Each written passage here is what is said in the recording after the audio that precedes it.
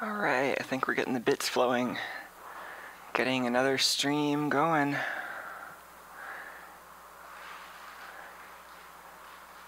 It's always especially surprising seeing the Rube Goldberg machine start going again after it's been idle for a few days. So, sorry I've been away from the stream for a little while, but I was deep in the editing process, and you may have noticed I released a new edited video. I can give you a slight preview of what that was like in the timeline, but oh man, you guys just missed the robotic camera doing a great job of following Tuco over here, but I didn't quite have that camera visible yet, and now Tuco is behind a box, so we've all lost out. But yeah, and happy holidays for folks who do that sort of thing. My family celebrated Christmas, sort of, and I don't know if I really celebrate Christmas anymore, but I certainly celebrate the idea of trying to be cheerful around about this weekend or so. And planning on being with loved ones. Mostly Tuco, but some good friends as well. And Tuco's now on the desk where you also can't see him. Maybe I can give you a different angle here. So yeah, I figured after all of that time in editing, it'd be nice to do a relatively fun little self-contained stream. So I have a stack of Boldport kits that are really in need of like a really proper video dedicated to them, which is why I haven't just been like assembling them on my own time. But I figured this might be a good kit just to jump to because it's kind of festive. I don't know, it's like Boldport is this subscription monthly electronic kit service, and it's run by Sar Drimmer, who has this great sense of kind of a blend of electrical engineering and artistic aesthetic that he brings to all of his projects. And so this one is pineapple themed, which seems festive. I thought that would be fun. We also have a letter that came in at the P.O. box, which I think might be kind of holiday related, and just some other stuff that came in. I actually don't know where this one came from. It came in via Amazon at the address Amazon usually sends things to me at, so it could have just been some like random, like, it came with an Amazon gift card, so like, I don't know, it could have been like some secret Santa, I don't know, not quite sure. And then this one was like somebody I donated to, the Prevent Cancer folks. They sent me an owl, and owls are cool, so.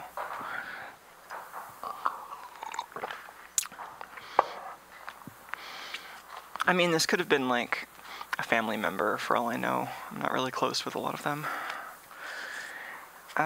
Here's the one that arrived at the P.O. box from Evan. Let's tear into this one as soon as the camera knows how to focus. I might actually have to turn on the focus. Or maybe I trust it less and I'll do it myself here. Hey there, all the stream folks. It's nice to see all the familiar faces.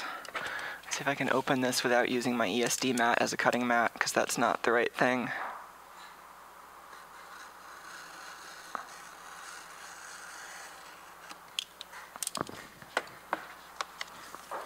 I think I successfully only cut the paper there.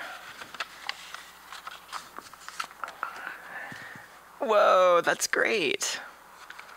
I bet Tuco would super enjoy being that cat and chomping down on those needles. Because the texture, you know. We actually have this little tiny rosemary bush here, which I think Tuco, you know, was suspicious of, and he interacted with a little bit, but that was great. Micah, hi from Pittsburgh. Let me see if this is on the screen and legible before I read it here. Hi from Pittsburgh. Hope you had a wonderful Thanksgiving and are in the midst of a lovely Christmas by the time this arrives. Thanks so much for all you do and your eagerness to show it with the rest of us. All the best to you and many scritches to Tuco. Aw, from Evan. Well, that's delightful. Thank you so much. And I will be sure to give Tuco many scritches. Where is that little critter? Is he still behind the heater?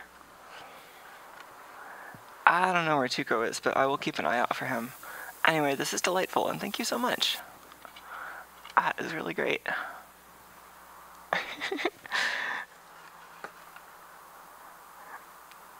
Yep, that's a great card. looks like watercolor too, which is always nice.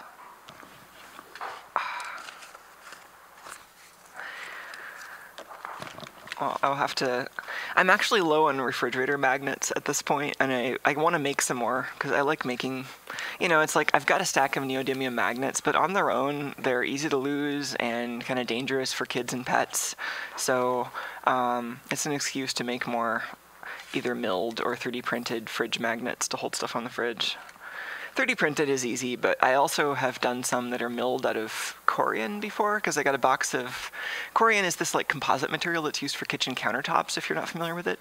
And it's also reasonable to mill on a little milling machine like the one I've got, so I might make some more magnets. And if I come up with another good design, then I might open a little shop to sell those, like on Etsy or something, because that could be fun. All right.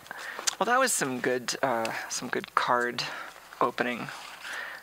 I'm happy with that holiday cheer we have dispensed.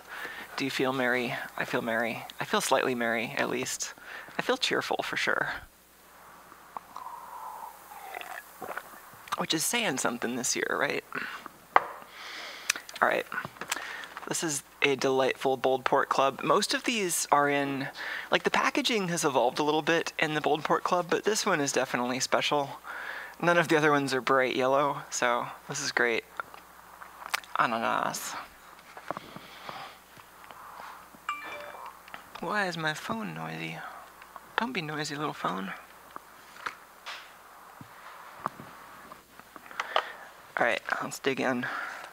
Oh, actually, let's not quite just dig in. I really like just digging in, but I think Sarah actually does recommend that you read the instructions, and I did peek at it ahead of starting the stream, and it's pretty good and straightforward, and we should look at it really quickly.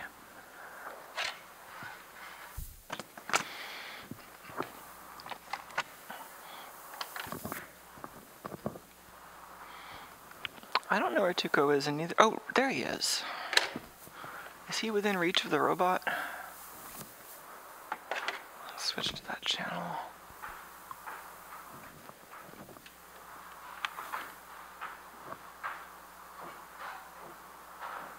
No? Oh, I think we can see him. Yeah. We have successfully acquired cat. The gimbal is a little unhappy in that pose. Let me fix that.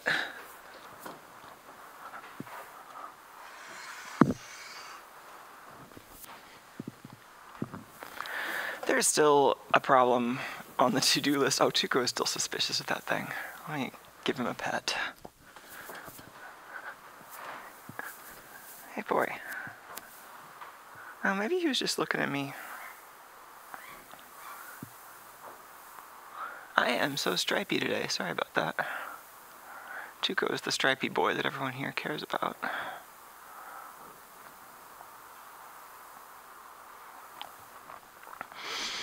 Alright. Well, that is a delightful diversion. Let's switch to the channel that has the instructions on it. Oh yeah, well, while we're slightly diverted anyway, for folks who are just joining us, so it's nice streaming again after, well, like not really streaming much for the last like week or two, and a lot of what was keeping me away from that was the process of editing this crazy monstrosity. Oh, I think this video is on the wrong screen. Well, anyway, I seem to be incapable of opening a web browser on this computer because it's on the other monitor. And this computer's installing updates. Cool.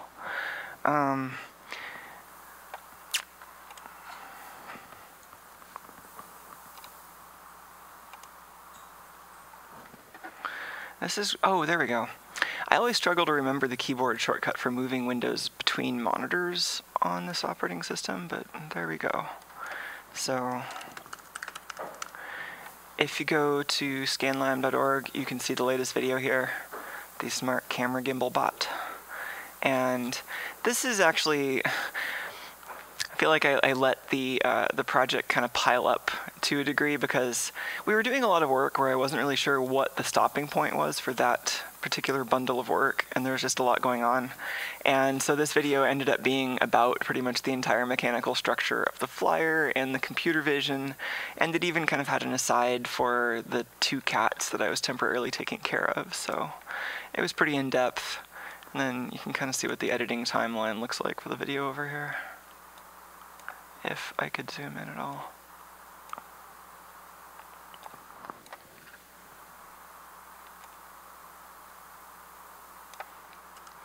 This is the latest update in the To-Go Flyer project, a DIY indoor wire. Yeah, I've been meaning to take another look at the cut list, but I think this has like 400 edits in it or something for 12 minutes of video. With sensors and computer vision, so it can detect and then the track source material objects. is around 8 terabytes, so there's just a lot of stuff to go through and find. So it's always a bit of a process to make them, but I think the results were pretty good. Or with a crowd of people controlling it remotely. So one goal at this stage of the design is to have a good mixture of automatic and manual control options. A tracking algorithm stabilizes the camera around any rectangle. I think the Mac that was updating might have finished updating and it stole my USB KVM switch. Anyway. This was also, I changed a bunch of things about the process on this video. So this is my first time using Adobe Premiere. All the previous videos were done in Final Cut Pro 10. Which I'd been getting frustrated with for a long time. I'd just been dragging my feet on actually choosing a different package and then getting started with that. But I really have been liking Adobe Premiere so far. It's been very different from Final Cut Pro, but I've been getting into a much faster workflow here. And some of that is just like learning better workflow habits, and some of it is the tool itself, I think. But I've also really been enjoying having After Effects also. Because, like, you probably noticed a bunch of visual effects in this that I wouldn't have bothered doing previously because I just wouldn't have had the tools for it. Like this thing is, you know, I had this footage previously. That's my, it's like some old art experiment with a disco ball motor and some fluorescein, and it was mostly because I was filming from underneath this to get the patterns that you're seeing in the background here. And that was like the end result, but I don't know, I just thought it was a cool video and I did some effects on top of it. And then like this tracking. I think the most complicated effects here was the thing I did on top of DaveCAD. There's even like this shot right here doesn't seem like it would have involved that much. This didn't I think even go into After Effects, but like this was retimed here in Premiere. And then I also had to do some filters, like over here when I get under the desk. Like the exposure was just all off on that video, and so I kind of ended up kind of transitioning to this grainy, like boosted look down here to compensate for that. And then, I don't know, this was a fun project, and then got to do some animation. Animated these little... This was actually another cool thing that the tool afforded me to do is I had these thumbnails all done as... like Photoshop files with layers, and so I could pretty easily just import those into After Effects and animate the layers all separately if I wanted to. So yeah, new tools, tried some new stuff with the VFX.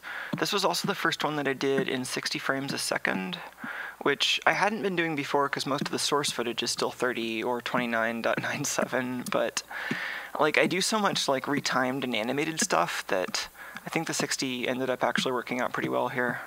So yeah, then there's this shot, which this is based on the CAD model, and then a bunch of extra work I did in Rhino and After Effects. I don't know. So this is why I wasn't streaming so much. I might try to stream some of this work in the future, but so far it's been stuff that like has just kind of required more heads down concentration, and I don't think I really would have been able to get very much done if I was also trying to stream. But that'll change as I get more used to the workflow. Even stuff like this was actually a decent amount of post work, because like this shot was very low light, and I was trying to get the IR output through my DSLR, and it was showing up, but it was a lot more legible if I went in and applied some effects and masks to those effects to kind of boost it in just that area. And then where is the one with a lot of animation?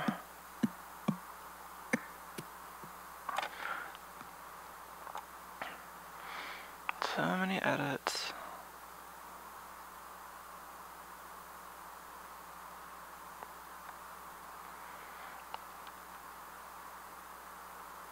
I think it was over here when I started.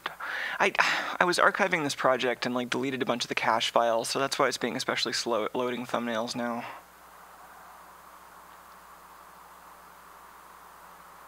While I was actually working on it, it was much more pleasant to go through than this, but right now all the cache files need to be recreated, so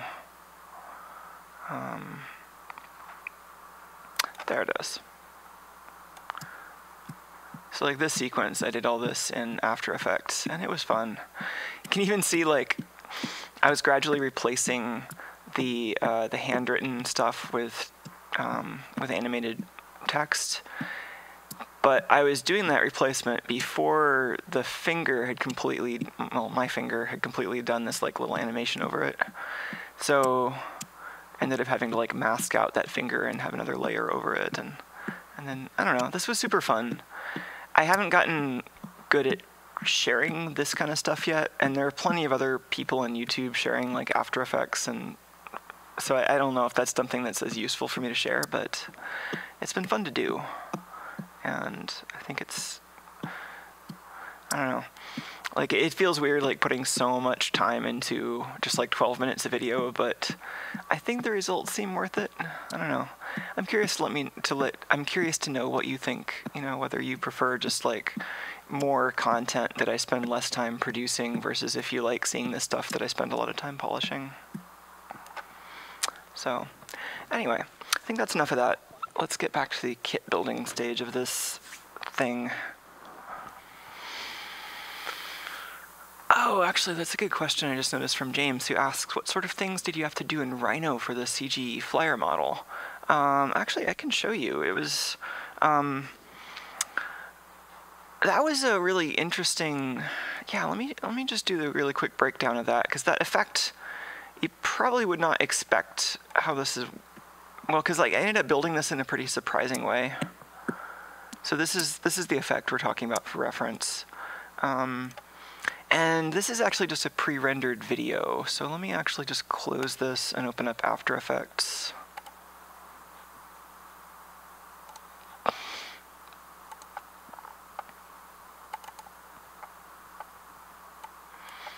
This is all downscaled from my monitor that's usually, I mean, it's a 4K monitor I usually work on, but I've also got this mirrored to the streaming machine.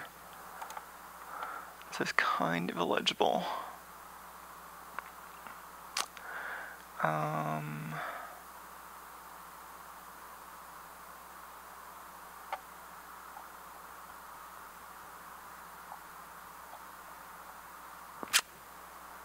Where did I even put that file? Actually, it's probably in my recent list. It might be in a slightly different place, but it's easier to go there than to go hunting. Oops.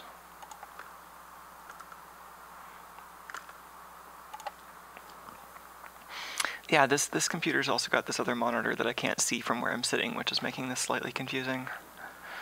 This is not really set up for this at the moment.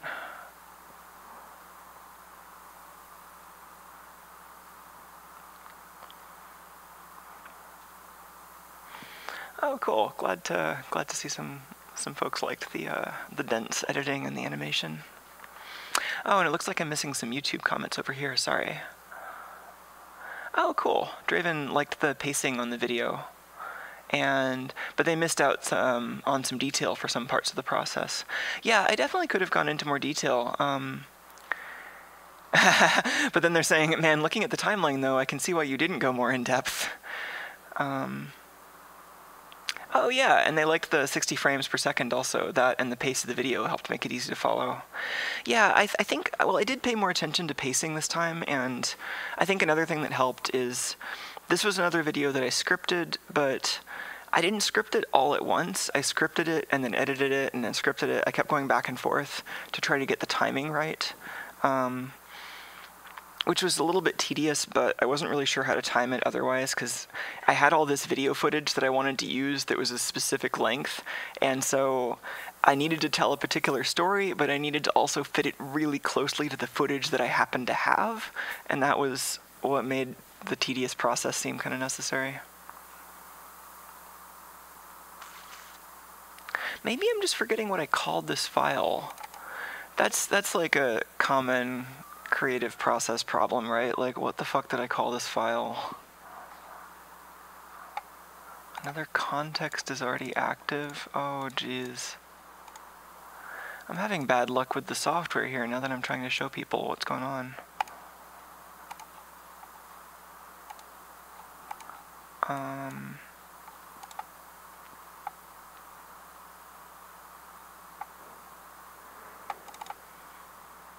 It's gotta be this file, though. I don't know what else it would be.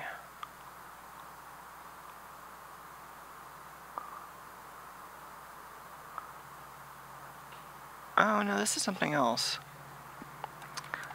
I probably... Yeah, okay. Tuco on the... I probably put this whole thing in a separate directory.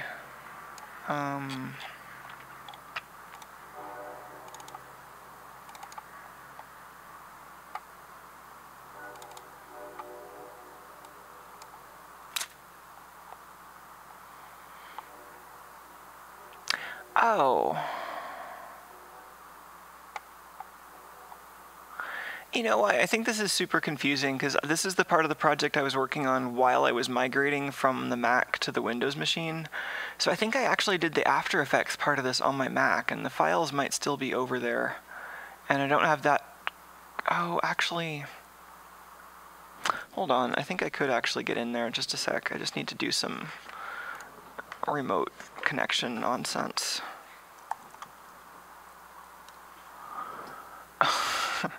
This is a little bit silly the way things are currently configured.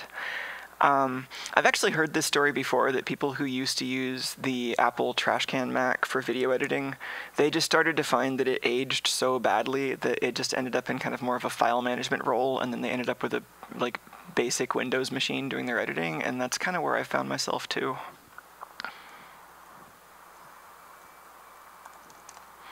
But I can still like VNC into the Trashcan Mac, and I think I still had some files over there.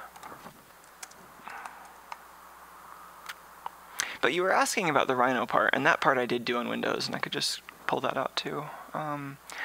The question, I guess, to answer your question more succinctly than going into all this unnecessary detail, I wanted a very specific kind of wireframe look, and so I actually wanted not just like graphics card rendered lines. I actually wanted like thick cylinders basically to form the lines, but I also wanted artistic control over which lines were rendered in that way, and I didn't want it to be like polygons. I wanted it to be like the Bezier curves from the CAD model.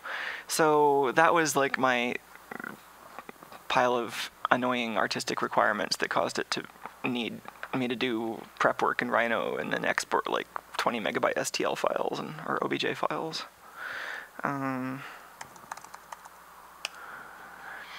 Can I still open After Effects on the Mac, or does it need me to log in? Oh yeah, it's going to complain about licensing here. Yeah, I'm going to save this yak for a different day, but let's at least open Rhino. I should make sure I've at least archived all the pieces of the project. It's just so hard to actually do that because I've got like to actually re-render that video, I have terabytes of temporary files that I would need, and I don't necessarily want to keep those all around in the giantest form. Like, I might keep a smaller version of them around. Oh, where did I even put these files? You guys are asking the questions that make me feel super disorganized now. Oh, here it is. Oh, this was a dumb problem. I was looking for it in my directory for December stuff, but I actually did it in November, so it's still there.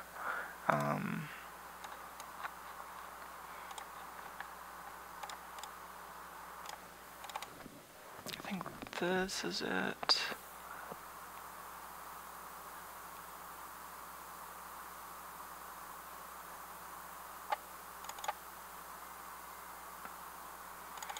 Oh no, this is the other intro. That's this thing.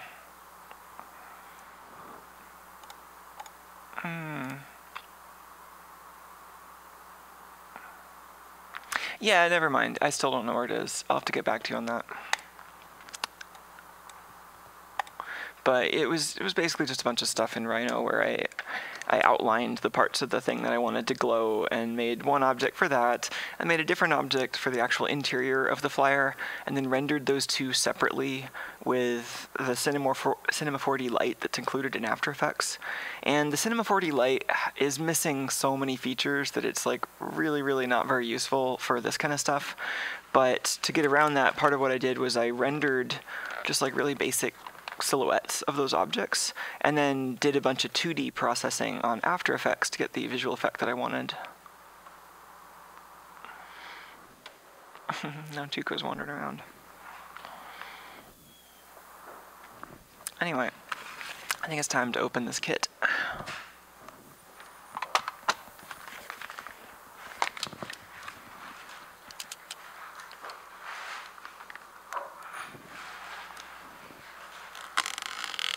Oh, let's open that.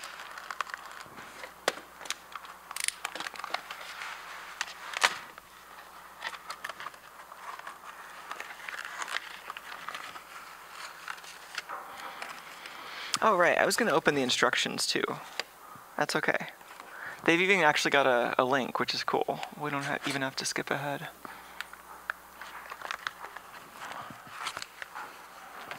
Great. So, what do we got? These are the circuit boards wrapped in this beautiful tissue paper. Yeah, this is great. I got all the parts here in a nice anti-static bag. This is actually super nice already. It's been a while since I've assembled a kit, and this is a delightful, delightful kit already. Let's warm up the soldering iron. And let's go to this URL. Let's see if the Mac is done rebooting.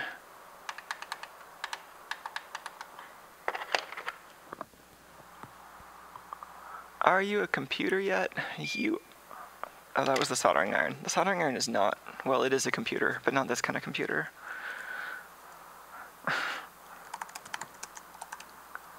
Let's log into the demo machine. No, I don't want Apple Analytics. Go away. Why is it setting up my Mac? Must have done a minor version upgrade or something. Anyway. Yeah, happy pineapple, everyone. That's basically the theme today.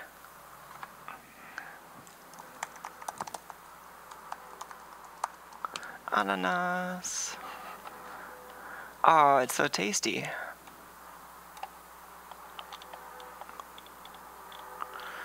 Oh man, this is some really nice photography too. The really juicy reflections of these LEDs on the red background there. That's nice.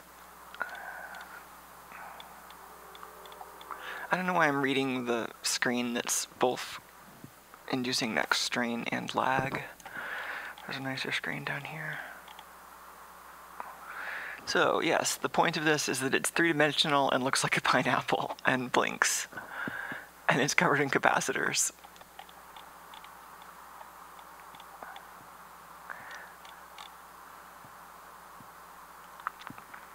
Well, I should just read this for the folks who don't want to read like 3-pixel high font on their screen. Let me just drink some water first.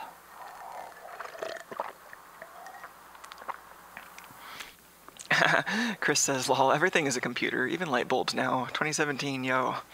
Yeah, that's pretty true. Alright, this is the bold port Ananas, a three-dimensional pineapple PCB. Ananas uses two PCBs to create an interesting three-dimensional construction. Each quadrant of the spherical shape contains its own 3 LED flasher. The flasher is a discrete circuit based around NPN transistors, resistors, and capacitors. Then we've got a list of components, 12 transistors, NPN bipolar type, 12 yellow LEDs, 12 little cute stubby electrolytic capacitors, 24 3.3 kilo ohm resistors, which is, I always had a soft spot for resistors that started with 2 orange stripes, so we know this is going to be thematically appropriate. And then 20 gauge wire, which is this, I think, thick stuff that we're using to make links. Oh, cool, 2 goes back in frame. Oh yeah, Nick says that's a very, very good pineapple. I agree, this is looking nice so far. To keep the design clean whilst maintaining suitable markings, the component locations are determined by the shape of the pads. A small quick reference guide is included in the kit that can be used to make sure parts are placed correctly and the right way around. While it's possible to construct the kit any way you'd like, there's a specific order of assembly that will help construction. The general idea is that you should solder on components before soldering the PCBs together, otherwise it could be harder to construct. The idea is that you should end up with a construction that only has 1 strip of components per quarter facing in the same direction. 1 strip of components per quarter. Ah, okay. Pictures on the right explain how to achieve this. Right. Firstly, place one board upright and the other rotated. One board holds the battery. Use the guide, solder things on the left. Tuco is getting really close to the camera. Oh, Tuco is actually sniffing at the camera. That's funny. And then he jumps off the table. Ryan says, warning, although the pineapple looks juicy, please do not eat the pineapple. I agree. I'm not planning on using lead-free solder for this, so I would advise not to eat the pineapple.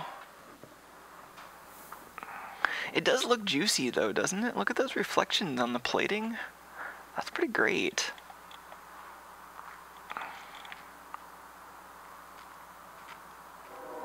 So we're soldering things along the left hand, then flipping the border.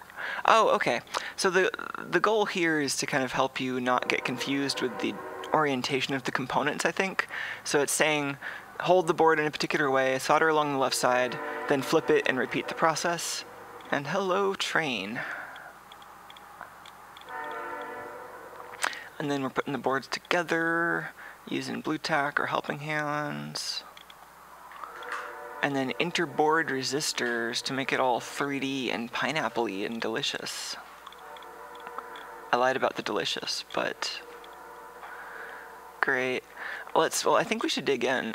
Let's look at the schematic really quick first, because so this has got one of the oscillators. So it looks like this is going to be a ring oscillator that kind of flashes in sequence. I don't know what sets like the duty cycle of like how many of the LEDs are going to be on when, but I guess we're going to find out.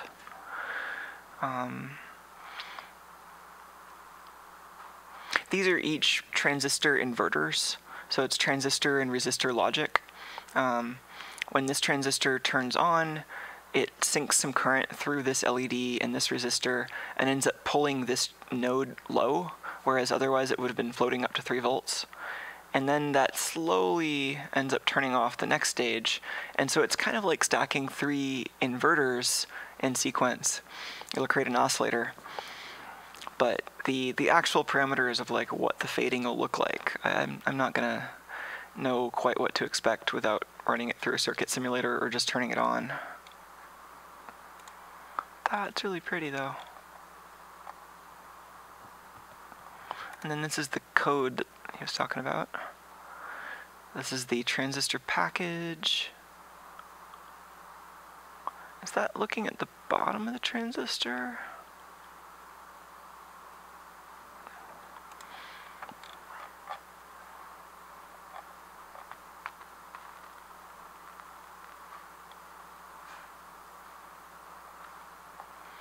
I'm just trying to be sure that that view is from the bottom of the transistor, not like looking through the top or something, which I suspect would be the case.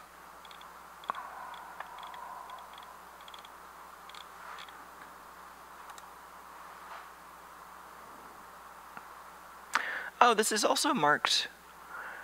Oh, That's much better, actually. Now I understand. Sorry, I was just not really understanding how this worked. I was like, is this the top side of the transistor or the bottom side? But actually, it doesn't matter, because the way you lay this out is by laying the flat side of the transistor against the flat line, and that's what this is trying to tell me if I would actually understand it correctly. So that actually looks pretty nice. That's really cool. Well, let's start following the instructions.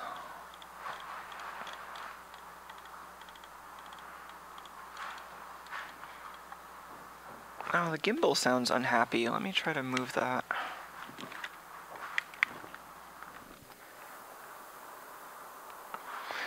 We still have not quite gotten to the software that will automatically make the gimbal less unhappy if it's being unhappy, so I still have to kind of keep an eye on that.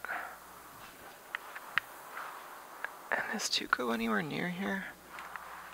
I don't see Tuco.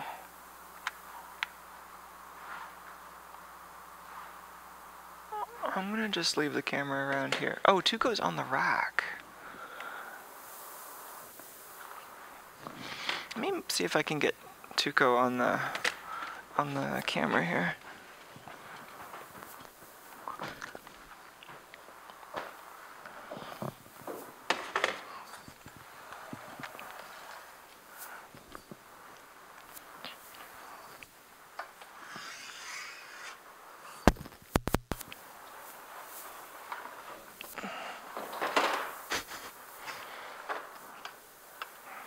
This will be a lot nicer once it can fly itself. I should get on that.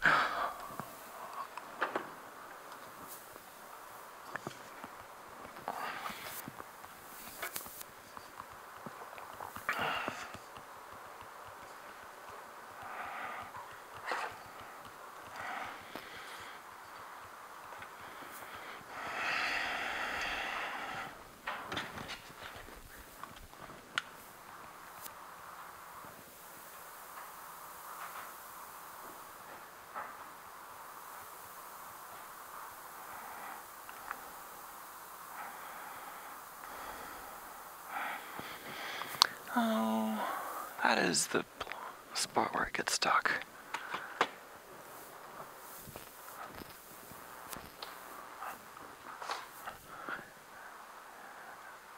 The gimbal does not rotate continuously, so currently I still have to kind of manually keep track of where the gimbal stops, and right now it's like up against the end stop. And there's usually a little piece of bungee cord that I've been using to fix that, but I can't find it now because I'm so disorganized. Yeah. Here's one.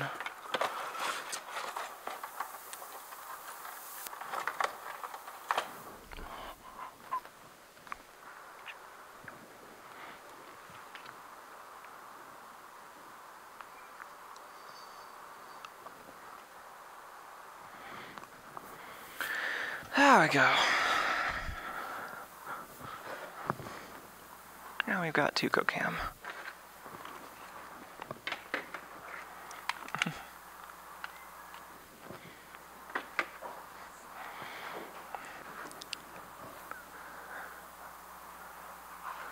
USB IP. How did we get on that subject?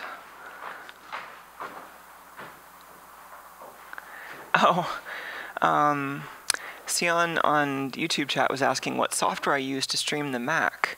Yeah, it's actually hardware, not software. It's like the Mac isn't running anything special. It's just the HDMI output plugged into a capture card. So it's the same capture. So I've got several capture cards in this machine for all the different inputs. But what you're seeing right now is it's this like $150 thing that goes from HDMI to USB 3, and then I just have an HDMI switch and some splitters and stuff on that. And so it's capturing the uncompressed HDMI over USB 3, which OBS does a pretty good job with.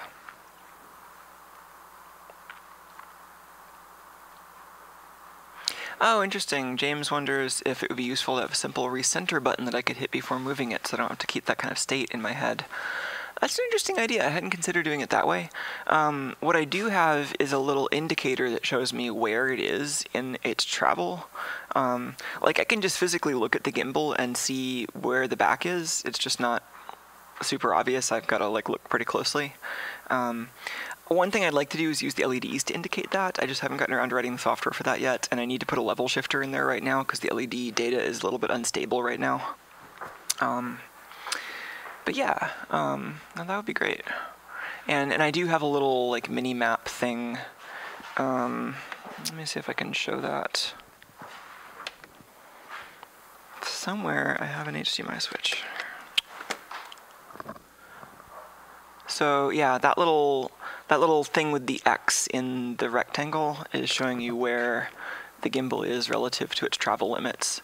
So if I like swing the gimbal over here, you can see it moving relative to that. We get some good video feedback here.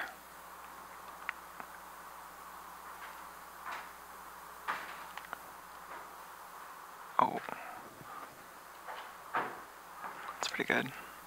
Too many rectangles. Oh, Tuco's left us. That's the opposite of a refrigerator. Oven is a little closer. Oh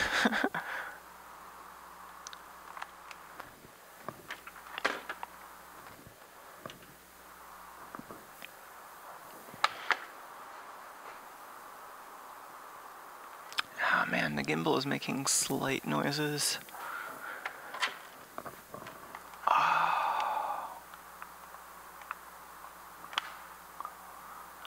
Point it somewhere where it's not going to buzz at all.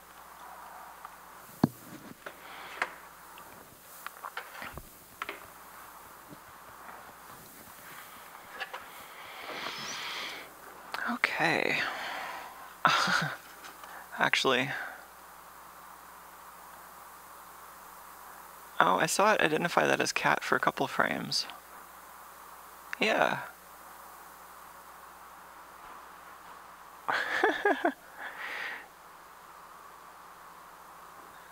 Yeah, the network is interested in pictures of cats too. That's good.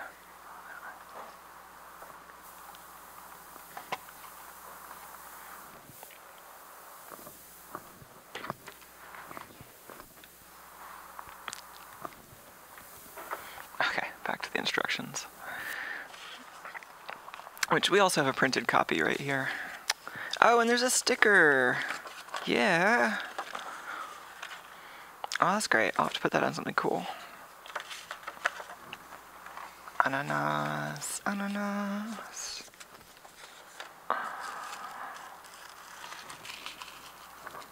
Let's change up the camera angle.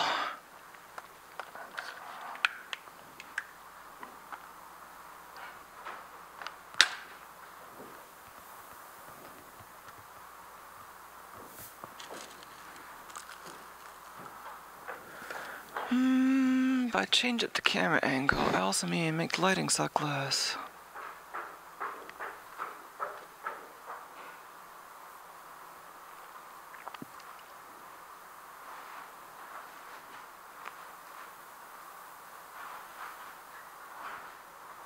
I know that makes the lighting on me worse, but I don't really care for this shot.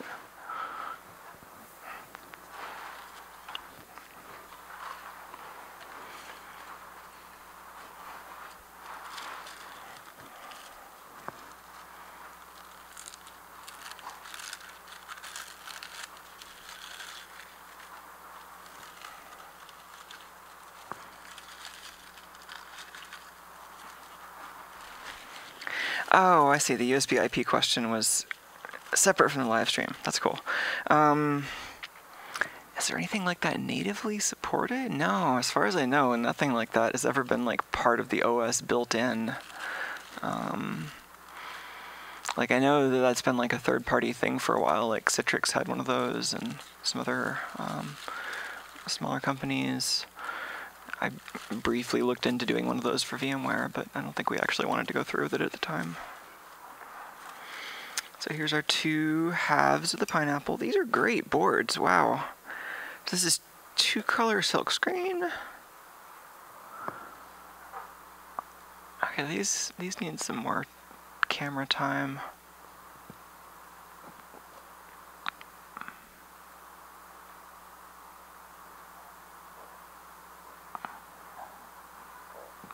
Is that pin 1 indicated with a sprocket? That's cool. Man, I love how much fun these boards are. This one's definitely going under the microscope in a sec. Are these identical? I would expect them to be the same.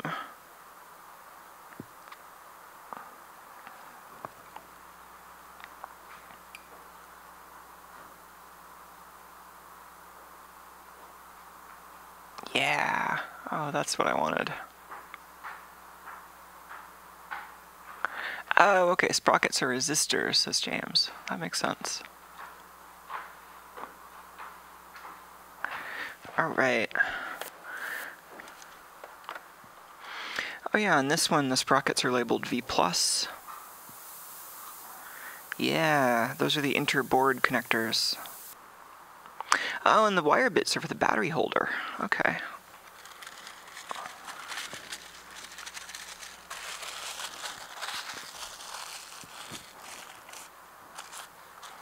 Alright, that's camera and lightless in my way.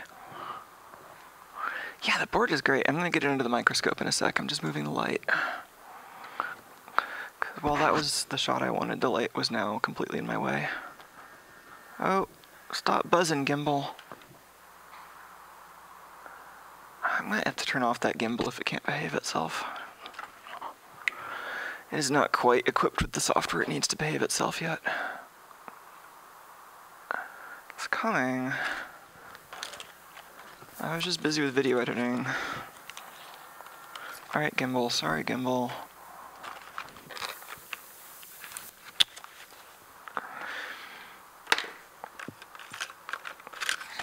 Yeah, I've just got a button that's like, alright, gimbal, no more motors. Bye.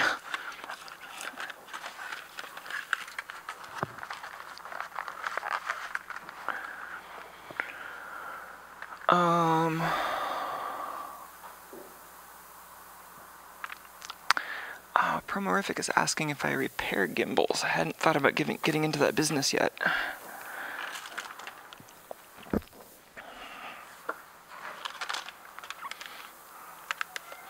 I mean, my general MO is that I'm a lot more interested in, say, like, teaching people how to repair gimbals than doing it myself, but, like, anything's possible.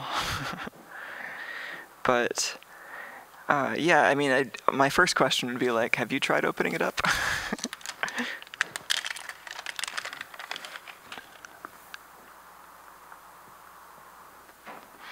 Alright, it's tempting to just dig right into this, but I actually should make a side trip to the microscope, because I think that would help appreciate these boards.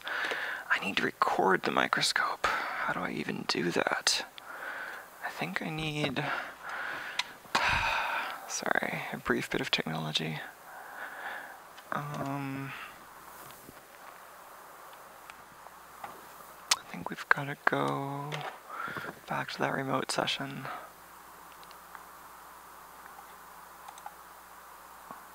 Did I already close that?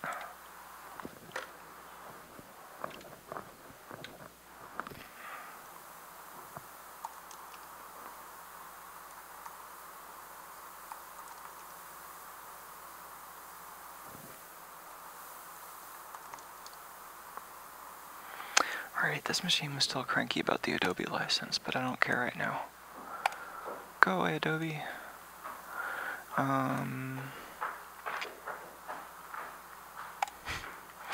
I have this Rube Goldberg contraption here set up with a video where if I want to record the microscope directly, I've got to go over to the computer that is actually physically plugged into, which is the trash can Mac. Why is it set to 720p? Now I'm getting no picture out, and this is...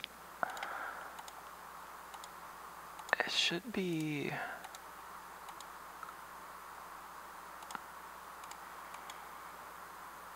I thought it was one of these 1080 interlaced modes. Oh, because that was the oscilloscope, not the microscope. Oh, wait, was that on this computer? Am I just forgetting which computer is which? That's right, this Mac grabs the other mill and the oscilloscope. Does this computer grab...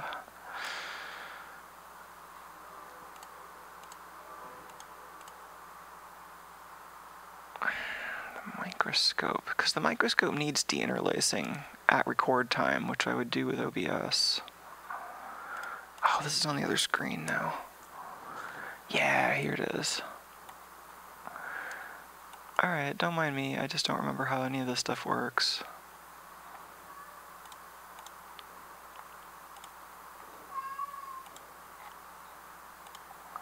I think Juko wants to go outside.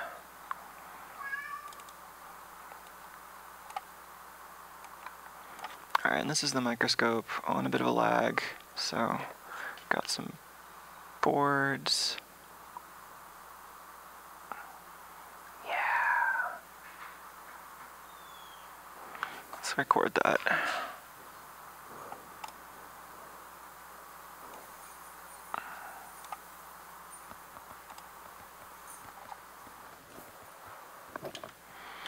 Yeah, so now we're getting the microscope on the stream, but I'm also recording the footage for later, which is what I was trying to do.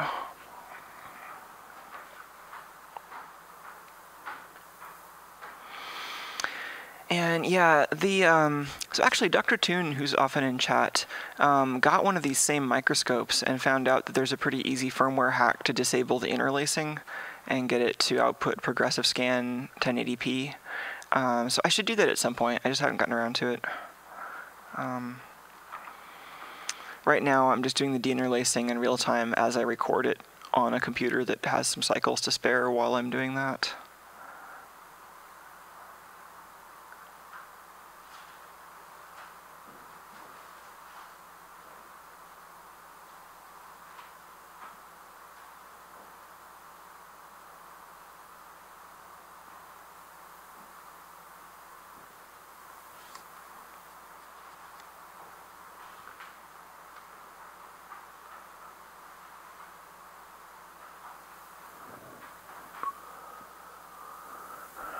Yeah, these pads are great. It's pretty thick board substrate too. And I love the detail on these little fingers that I think are made to help wick the solder up around the battery holder.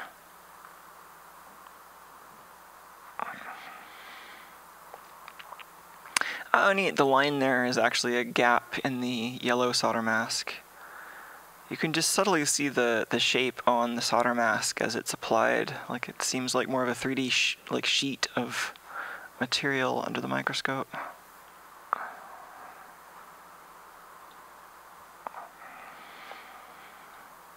Man, yeah, Sar does such a great job with the artwork, and his partnership with Eurocircuit seems to be working out really well for producing these things, because they're doing a really great job.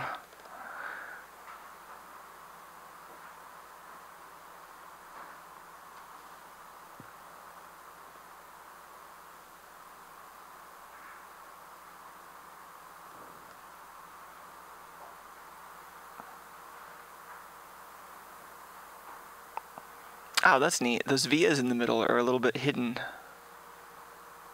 What are those for? Connecting them across. Goes from this pad to this one, and this one to that one.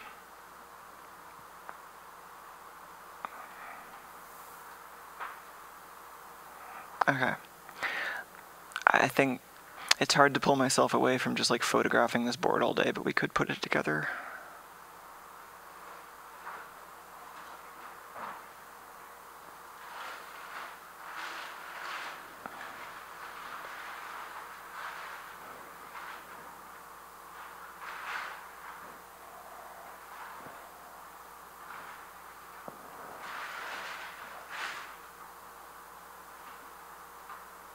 Oh, but I could just keep photographing it.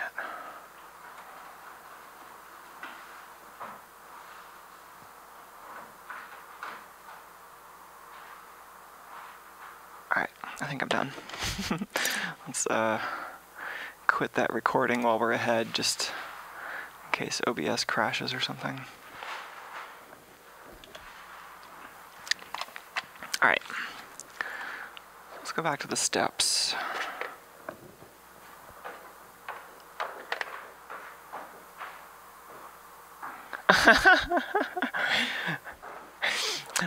Willie is making fun of my pants, saying it looks like I stole a zebra. I think you might be right, so it's fair criticism. They are pretty zebra. And then happy holidays from Jake in Twitch chat. Happy holidays.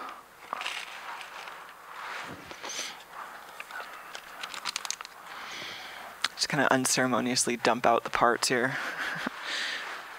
It's kind of fun that way though, like the resistors and like all these little goodies. So these are, what are these, 16th watt resistors? These really little ones. Oh man, thanks auto exposure. Where did that come from? How is the auto exposure doing so badly with this scene? Okay, that's a little better.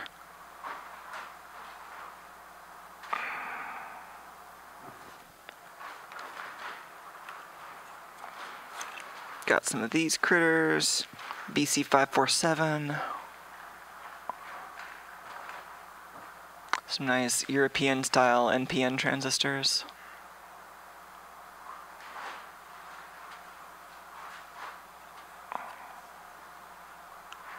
Oh, good call. Danina Mary says, this PCB looks like it's been made in a graphical editor and then imported into some PCB CAD software. That's pretty close to spot on, actually. SAR tends to work in vector tools like Inkscape.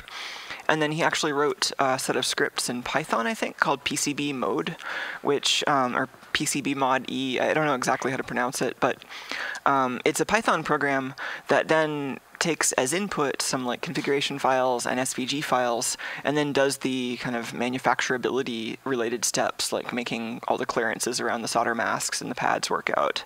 And then it gives you Gerber files you can manufacture. So yeah, he does like this completely vector art program-based process and then adapts it to produce circuits that are actually electrically good.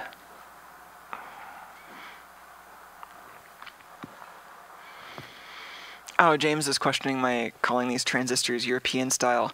There are two different numbering schemes for these like Jelly Bean, NPN, and PNP parts, and the BC and then 3 numbers style is like European style, and the 2N and then 4 numbers is the like American style or imperial units, or I don't know, like Fairchild Semiconductor probably came up with that. I don't know all the history, but that's like about the extent of what I know is what I just told you. Alright. So, firstly, place one board upright and the other rotated 180 degrees. I think we're mostly following the pictures at this point.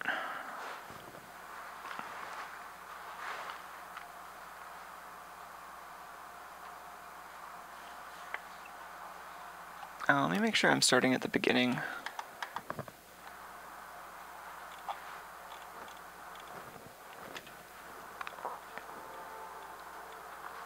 Maybe I should be putting this and the DSLR up on the same screen.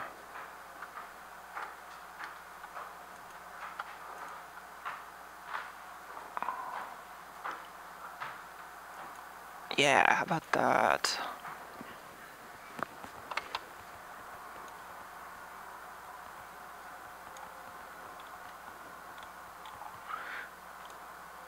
So yeah, 3-dimensional pineapple PCB.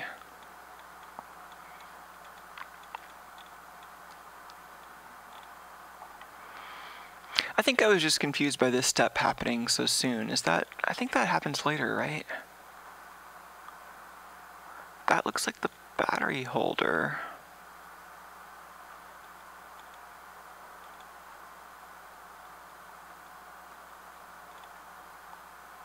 Oh, maybe that does go in early.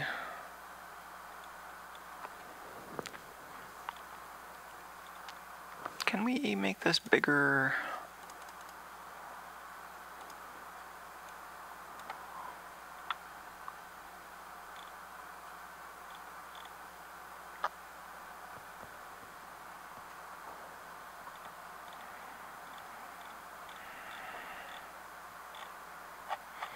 Okay.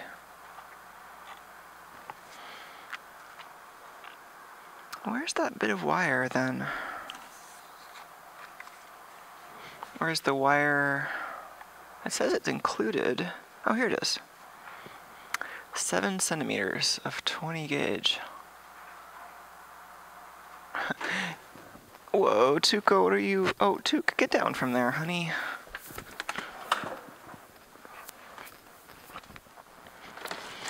Tuco is jumping up on this thing where he's gonna harass the plant. Get down, little boy.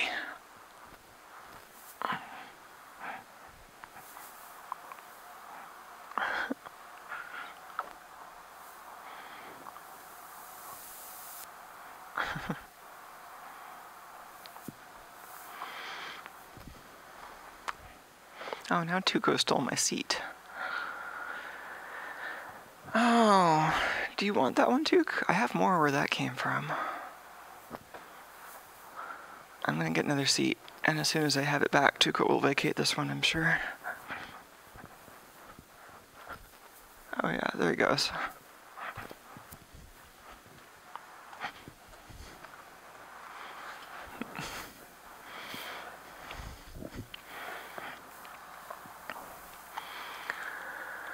Alright, well, let's see about forming these things, just because that, I don't know if that's necessarily the step to do first, but we might as well do some of this in the order the photos appear in.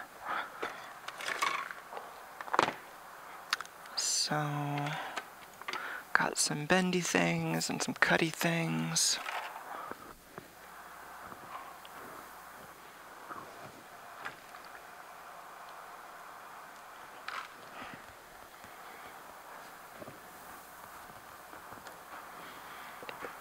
So,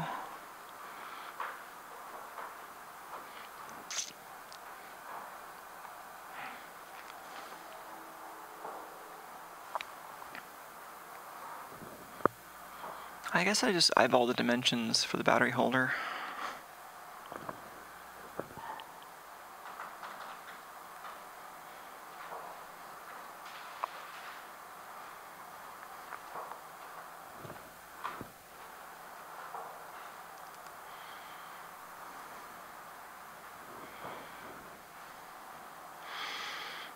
Seems to be plenty of wire for the job, like maybe enough to try a couple of times if it doesn't work quite out.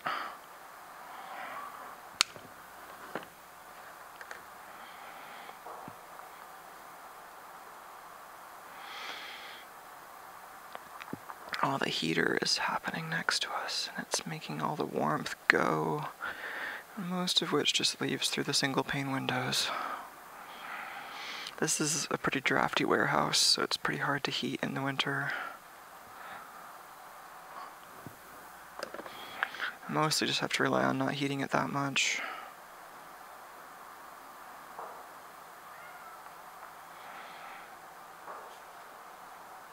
So that seems alright. Maybe just make some more of those.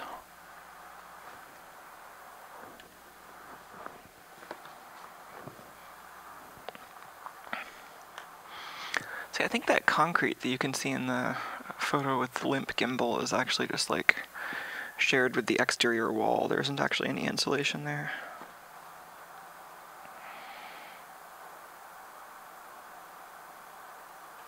I think it just goes up like that a lot.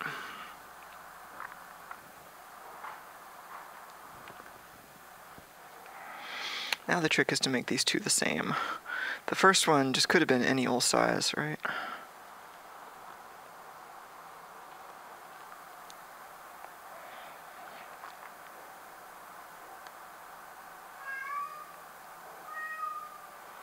Oh gosh, Tuco wants some attention, which probably even involves going outside. He's such a dog.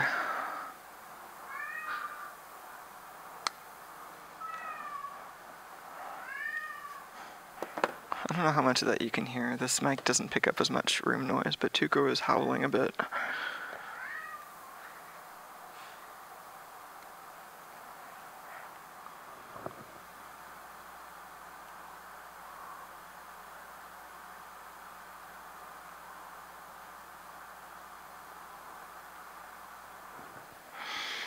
Oh, I think the cutters are fine on these wires, but like, yeah, it's definitely easy to wreck these if you use the wrong kind of wire.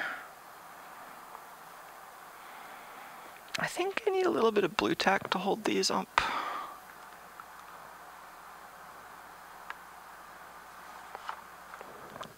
Stop the wiggling.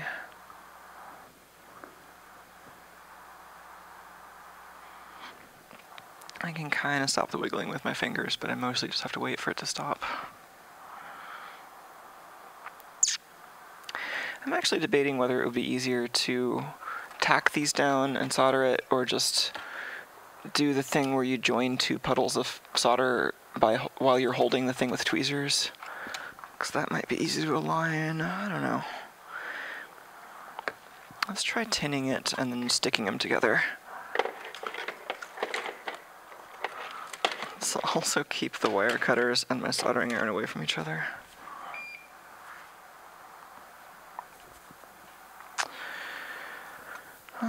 Here's the solder.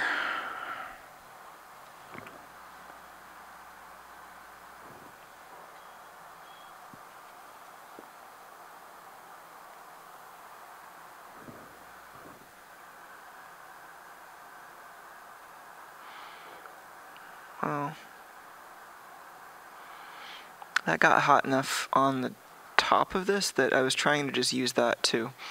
Like, I was just touching it with the solder, trying to get it to move that, and I actually ended up tinning the very end of that wire too, which was not intended.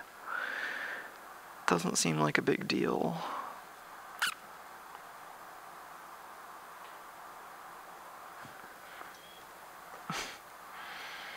A third hand might actually have been a good idea for this.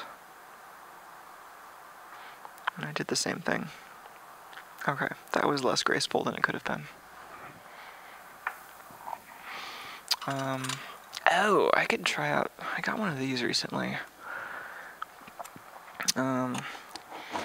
It's like a circuit board holder thing that Heiko makes. Has a washer that clamps your board down between these little rubber pads. Like that.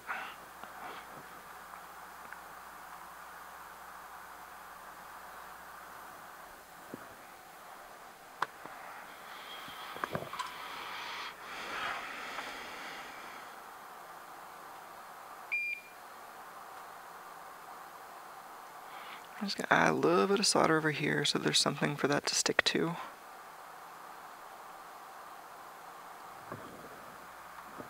That is not very in focus, sorry.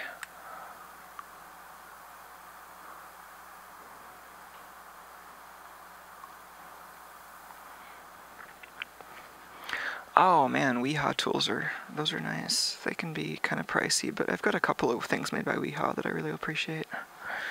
I got one of their hex wrench sets a while ago, and that's been super nice.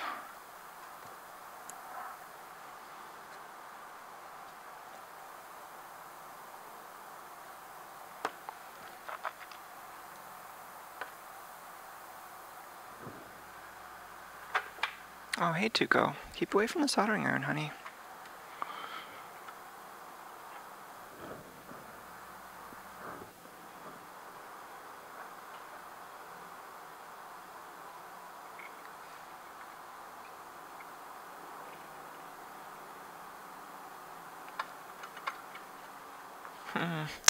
Didn't have as good a grip on that as I thought I did.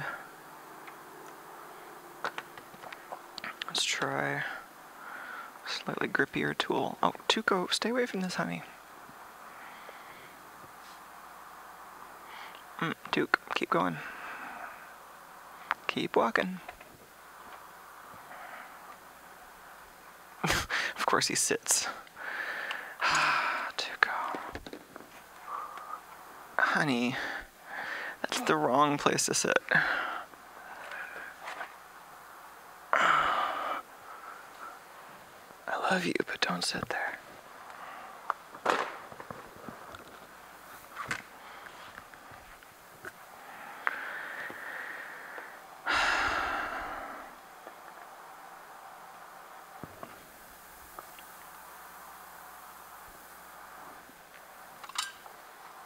Let's try that again. I was trying to just join this such that I can push it flat against the board while the solder's molten.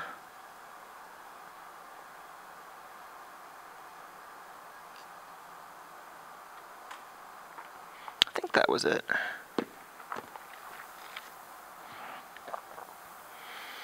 I think I may have moved that very slightly as the solder was cooling. It looks alright.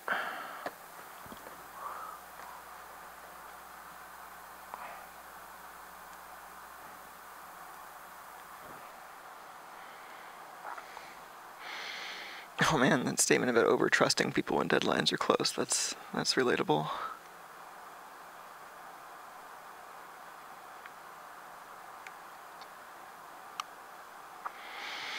And I feel like I also know some groups of people where they tend to just like really like projects where you're always like working down to the wire, because then you kind of end up with these like weird forms of bonding over shared trauma as you work through that together.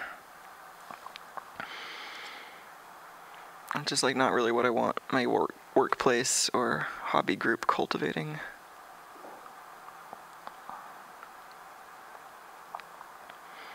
Oh, this is not turning out super great, sorry.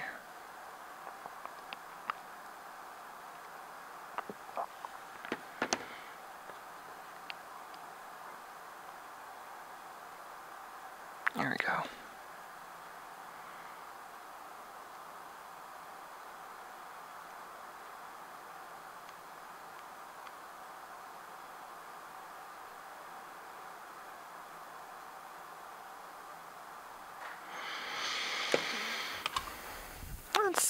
That's a start.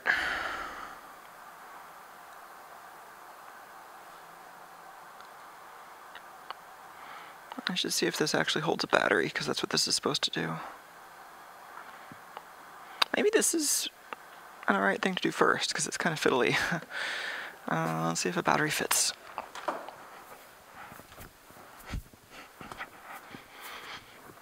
Got a big stack of CR 2032s from DigiKey. Actually, didn't they stop? Wasn't there something about like them changing where they ship lithium batteries to, or stopping entirely? I think this was from before that.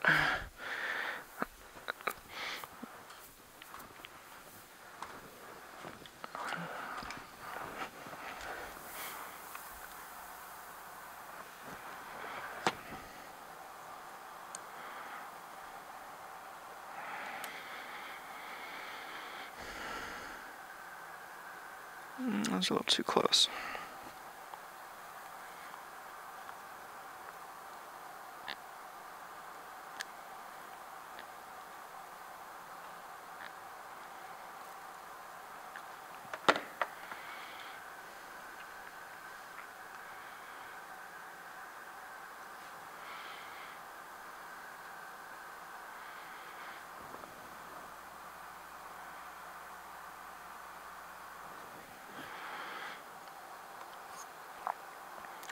It looks alright, actually.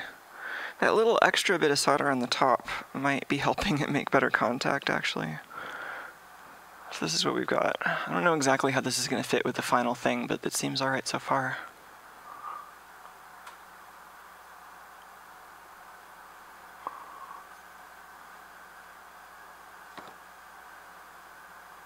Alright. Let's put those aside.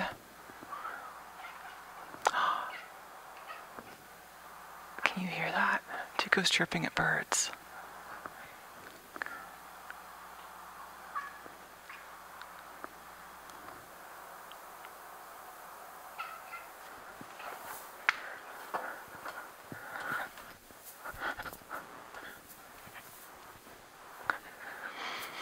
I'm going to avoid petting Tuc because I have been using lead solder, but I'm going to try to get the mic near him.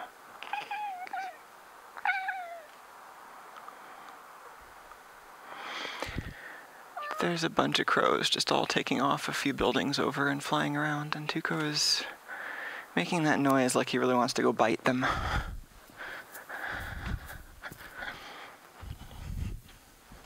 Oh, now he's stealing my seat again. Hey, Took. Can I move this over and then sit next to you?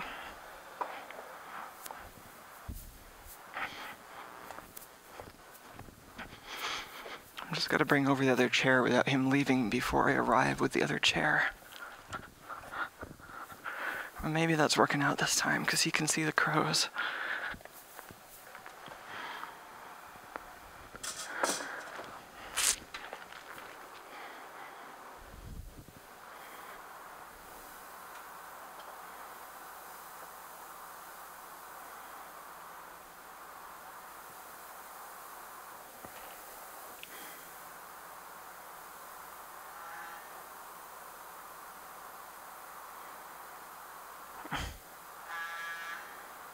No.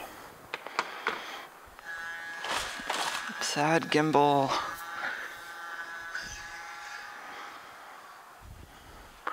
Okay, sorry about that, Tuco and I, neither of us liked that gimbal noise.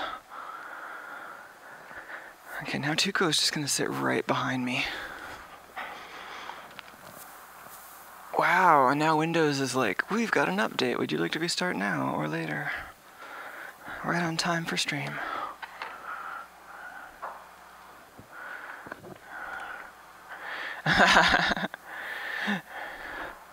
Dr. O says that totally works. Birds never suspect anything when a big hairy cat chirps. Yes, exactly. Oh, and I was missing a couple of questions from YouTube. Station 240 says that these are probably 8th watt resistors. Okay, maybe I was getting those and the smaller ones confused. And then Station 240 says they've also got some angry diodes in that package size. Angry diodes being the, or did I misread that? Maybe just diodes. Maybe I was conflicting that with someone else who was calling these electrolytic capacitors angry diodes, given that if you try to power them in one way, they're fine, but if you reverse polarity, then they're very angry and they will spit debris in your face.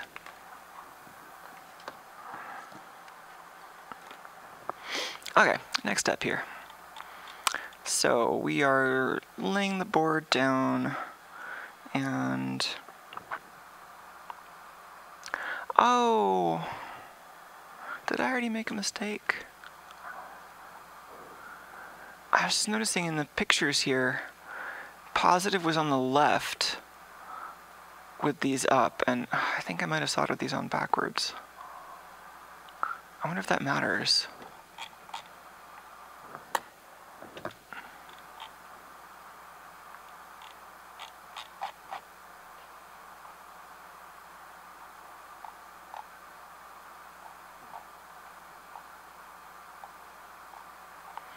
I don't know if that matters. I'm going to continue assuming it's probably fine, but we might have to redo that part. Oops. Okay.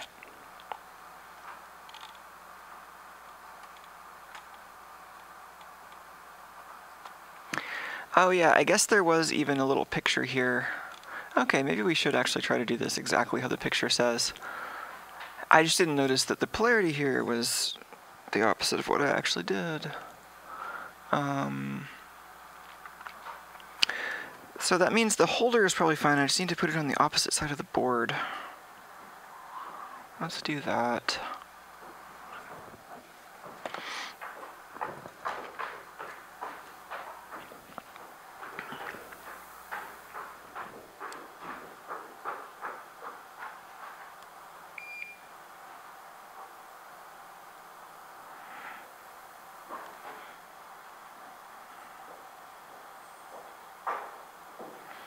Okay, so take those off and clean up the mess that I just made there.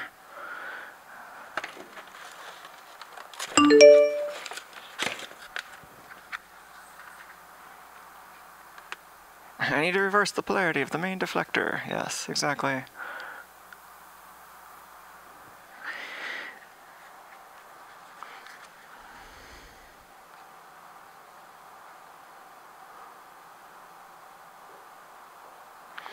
This is thankfully easy to clean up because everything's plated, and like it's all hot air solder leveling, I think. Rather than the Osh Park style gold plated boards where you get any solder on the gold plating and it's just like impossible to make it look fresh again. With the hot air solder level stuff, it's basically all tinned anyway, so like if you put on a really nice looking coat of solder, then it looks pretty much like it did out of the factory.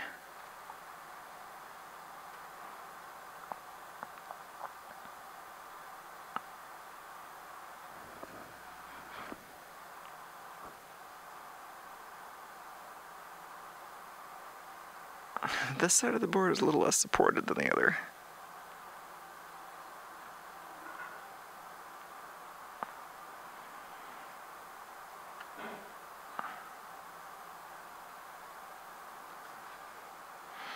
I said a really nice sort of coat of solder. Yeah, not quite that. This is closer. Hot soldering iron leveled.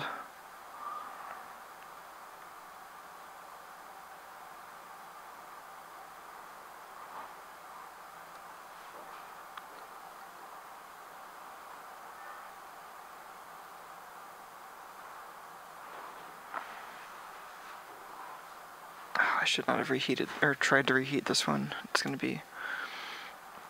So far I've only been making the left one worse here. I mean, since getting the initial glob of solder off.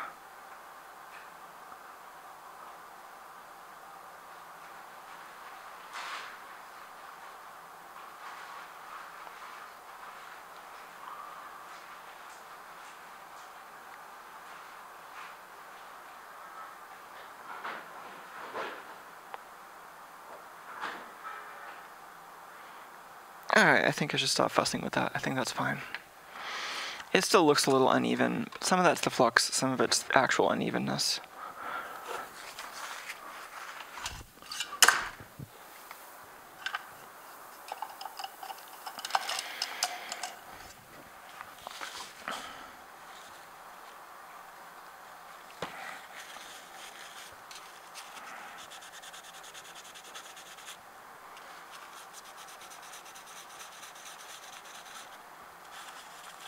Alright, that'll do.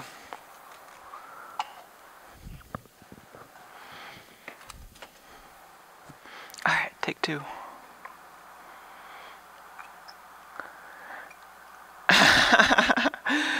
Dr. O says, I found that when I mess up a pad and just get a new board, it looks like new. That is one way to solve that problem. That is true.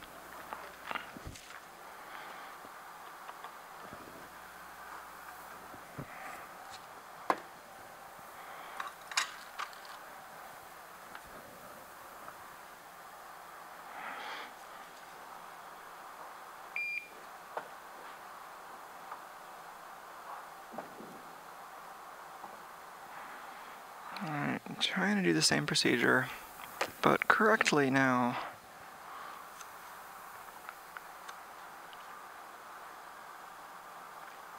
Actually,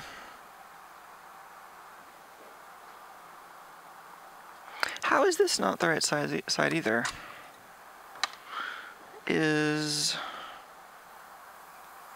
What is going on here?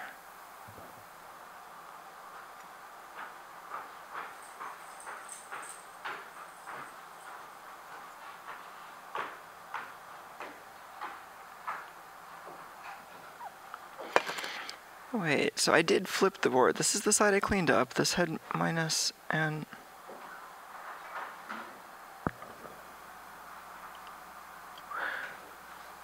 Okay, I feel like I'm going crazy now. Did I have that right the first time and then I just removed it? Because this side looks like it's the wrong polarity again.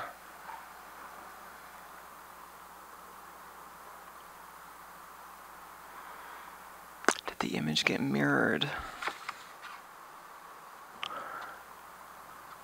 Maybe it only got mirrored in my head. So wait, I've got to like double check all of this. Negative is on that side.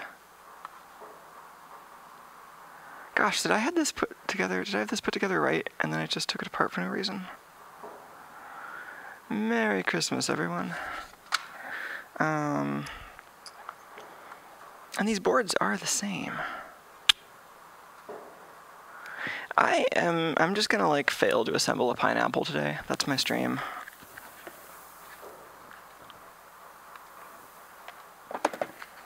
Letter B.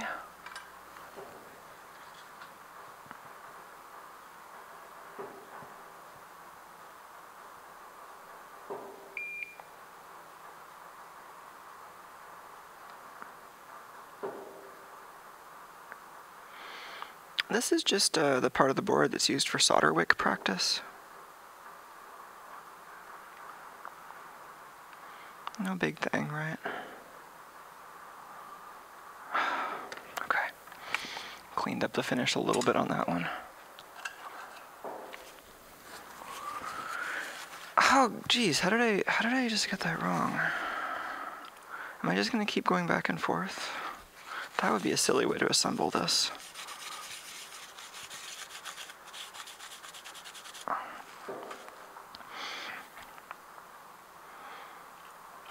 Just have a show where I try to build the most complicated things while making the silliest mistakes continuously. And now there's like some flux residue that's being stubborn.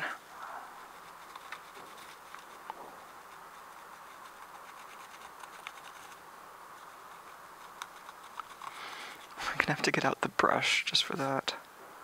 I think it's fine. All right. James says it's heartening to know that I make this kind of mistake too. I mean, yeah, I make so many mistakes. I hope that's obvious to people.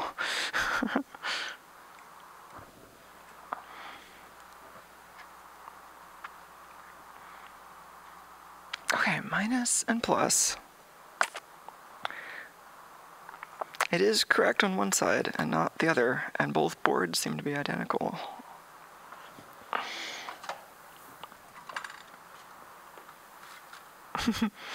Oh my god, it's wrong, we've got to take it off. No, maybe it's fine.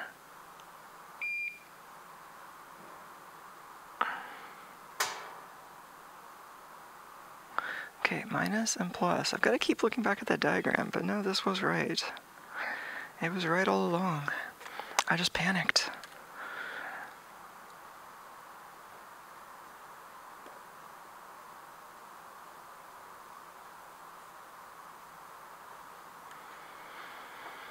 I think I just need to like coat these wire pieces with flux, and that will help everything.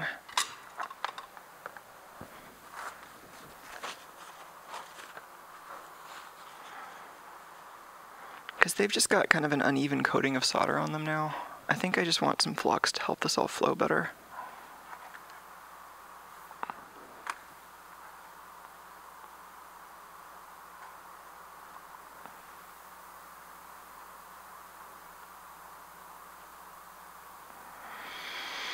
Oh, we've got some great Tuco footage though, check that out.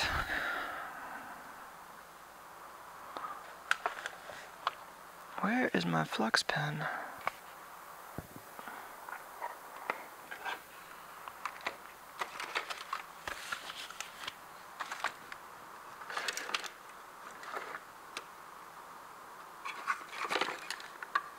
There's my flux pen. Be nice to know where the flux syringe is too.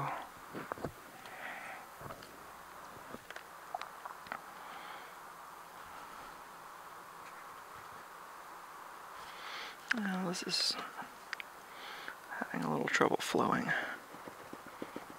There we go.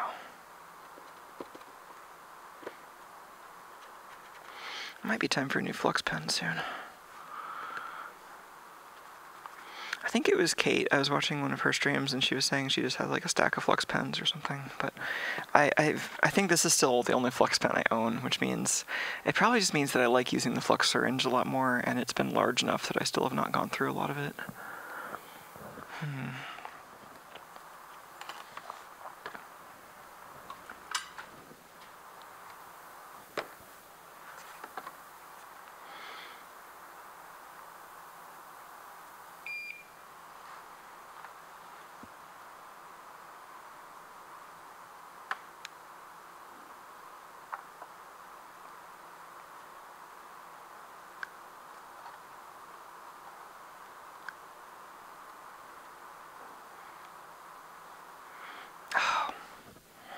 See, I've been avoiding, I don't really want to use blue tack to hold it because it'll get all gummy with this much heat, but maybe it's fine. Maybe that's a better trade-off.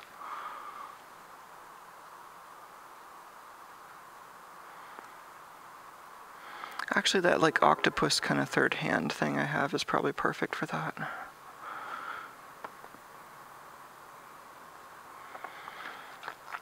Because see, like that kind of worked, but one of those joints really wants more solder, and if I add more solder, the whole thing's going to fall over. I think. Oh, maybe I did manage to just add more solder without the whole thing falling over. Oh, okay. Well, if the two sides are thermally separate enough that I can tack it on, then touch up one side, then touch up the other, I just figured for sure the whole thing would just melt as soon as I heated up one of the sides. So that's also different than what I expected.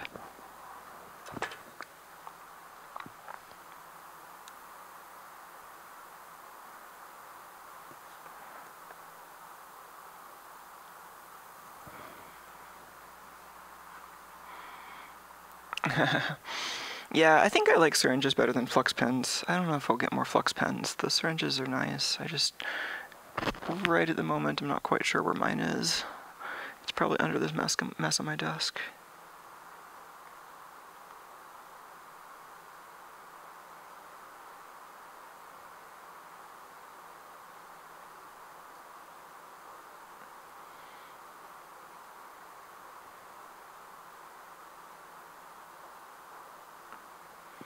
Okay, that seems better. I don't want to spend this entire stream assembling the battery holder. Let's see if that's roughly battery shaped at this point. That's a little loose.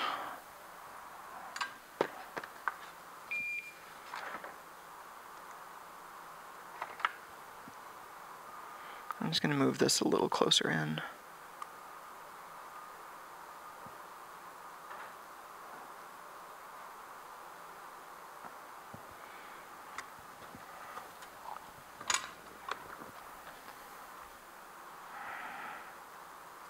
That's better.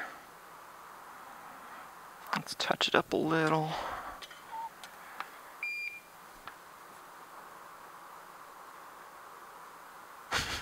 Just going really quickly in and out because I don't want that to heat up enough that it'll just completely fall over. Okay. Cool. Oh, here's one of those cat magnets I was talking about earlier. That's off topic, but speaking of fridge magnets. All right.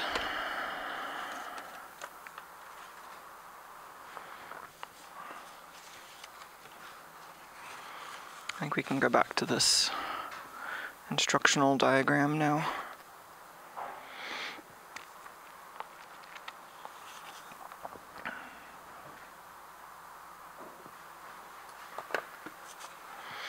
Okay. So we have negative, positive, and another one.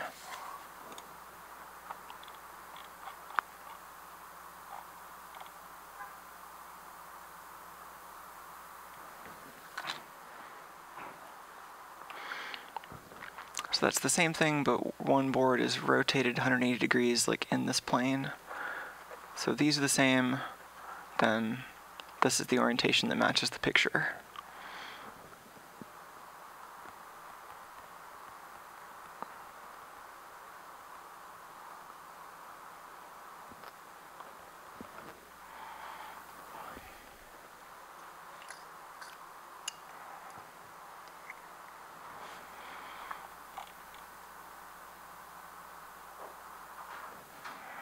Okay.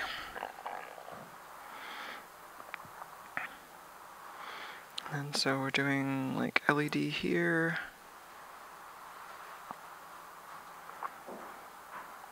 And then how pointy out do I want these to be? I think I want them to be, yeah, so bend these like roughly above where that little tag on the lead frame sticks out slightly.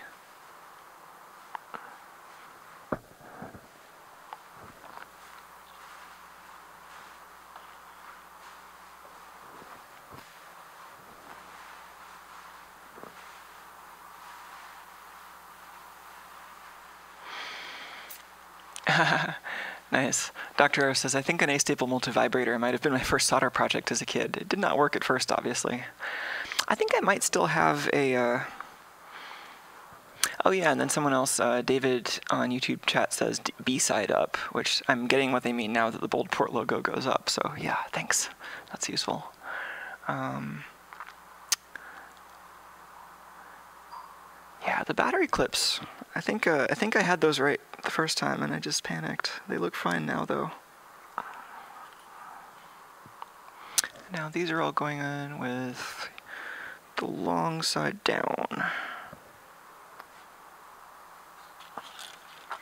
into the long side goes into the hexagon.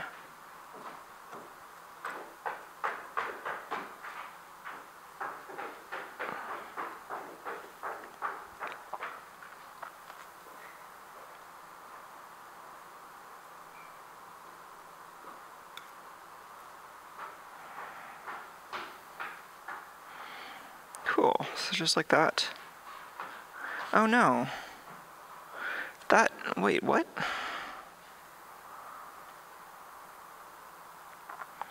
This is another inconsistency. Okay, what's going on here? So, in this diagram... Oh, I'm not servo AF right now. So we've got this LED diagram with the long leg and the short leg, and the hexagon and the triangle. But then we can also see the lead frame inside, where you can see the long lead frame is on the long side, and the actual LEDs we have are backwards from that. I assume that the leg is what matters more than the lead frame shape, but that's slightly frustrating. I think I might still have an A-stable multivibrator that I built at some point. It has like metal can style transistors, and you snap it directly on top of a 9-volt battery.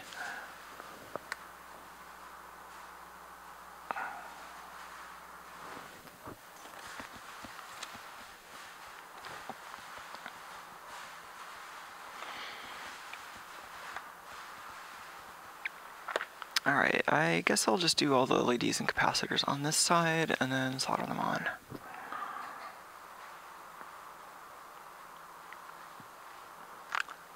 And then save the resistors for the next, or for a future step. So we have the negative lead on the capacitors, and that does line up. The negative lead is the short lead, which goes down into the circle. And the longer lead is positive, which goes into the square. I really like the look of these little stubby electrolytic capacitors hanging off the edge of the board. There's something really aesthetically satisfying about that. I think it reminds me of, like, I think I took apart some little like piezo piano toy, and they would usually have just like an epoxy blob integrated circuit, and then maybe one electrolytic capacitor for their regulator or time base or something like that. Or sometimes you'd even see crystals mounted in the same way, but I thought it was cutest when you'd see an electrolytic cap.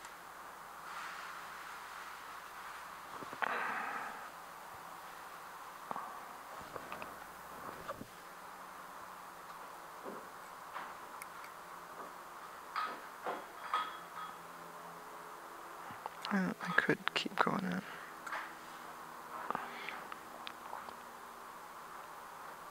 Kept adjusting the length of those leads. Okay, now, I mean, I guess I could solder on the top. That seems right.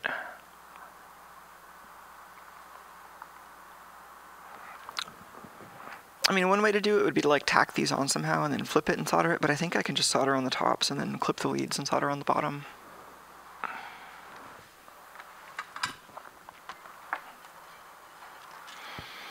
And I'll be getting a good electrical connection on top, and then the bottom one can be kind of another electrical connection, plus it'll look nice.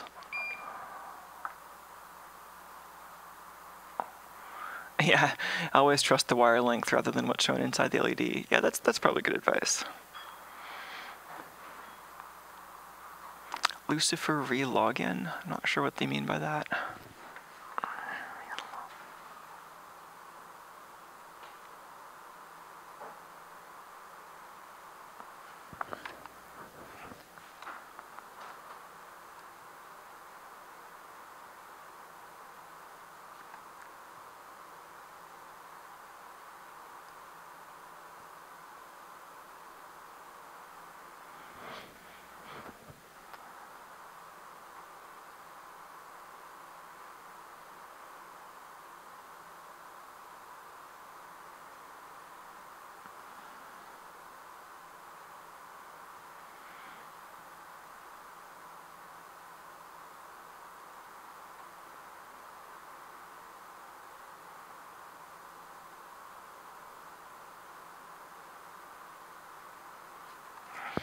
Alright, that was just the top sides.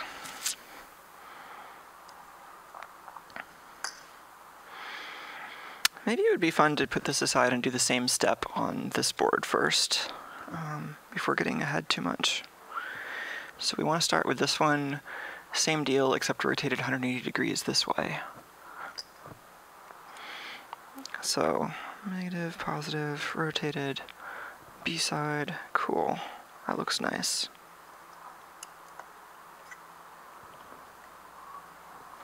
And keep that side free.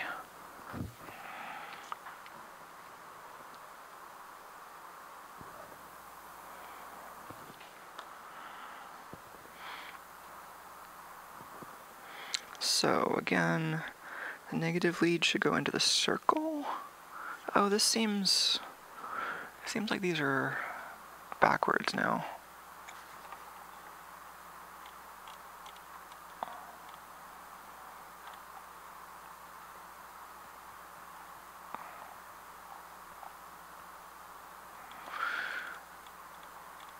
Oh, this picture is kind of tiny, but I'm just going to follow the markings on the board the way this says. So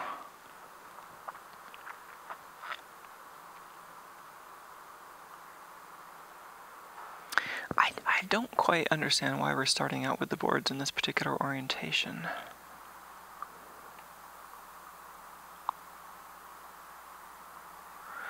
Oh, I guess because each board has some parts on one side and some parts on the other side. Oh, actually this helps. This is a top view, so you can see it's kind of a pinwheel configuration with the parts facing the same direction as you rotate it 90 degrees, but then that means each board has 180 degree symmetry, so that makes more sense. And so up here, I'm just going to start following along this arc.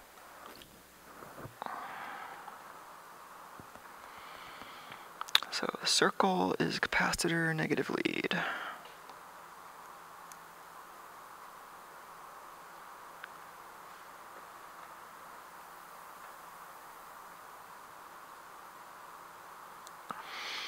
Capacitors all the way around.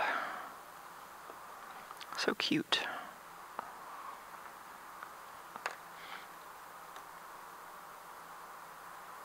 I'm fussing with the length of these legs again, just a little bit. These are 6.3 volt, 100 microfarad, so low voltage, but they will charge up nice and slowly and store a bunch of those electrons. Well, not storing electrons, but, you know, storing an electric charge.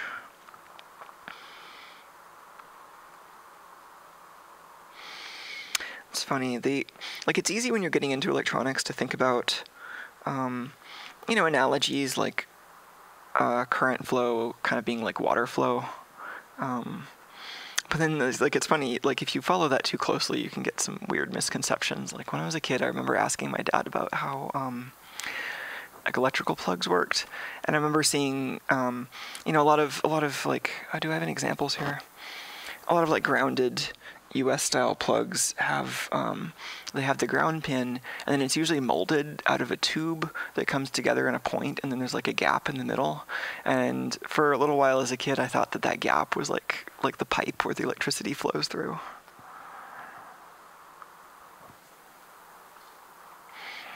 And it's still, weird. It's very counterintuitive the way electrical charge actually works. Sorry, I hit the microphone. Was that I guess we only have 3 capacitors per side. I was looking for another capacitor, but we're done. And then the long leg goes in the hexagon for the LEDs. Long leg and hexagon.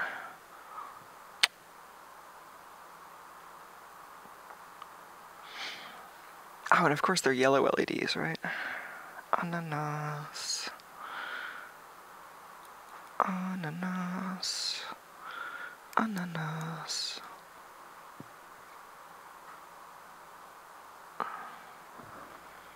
Oh man, what a good cat.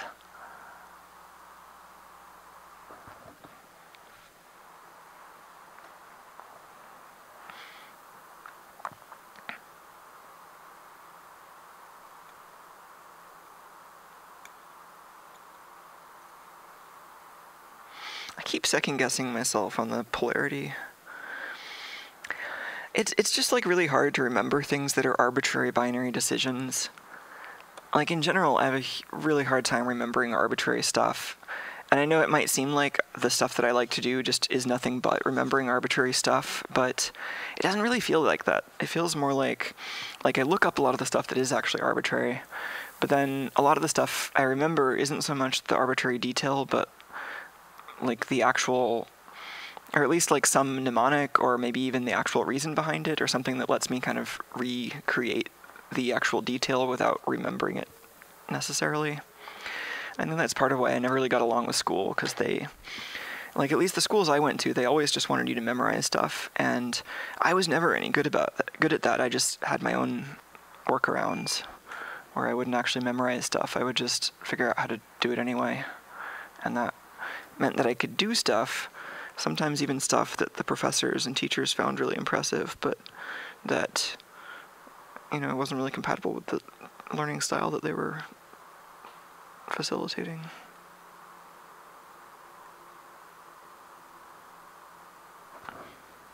Oh, did we just have hair cam? Sorry.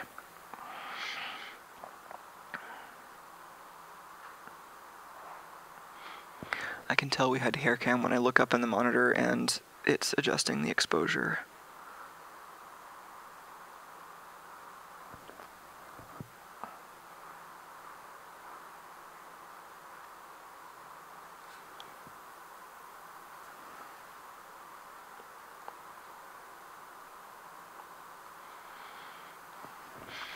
I'm like soldering this a little more gingerly than usual because it's like a little awkward to get these on camera from that angle. Maybe I should just get a better angle.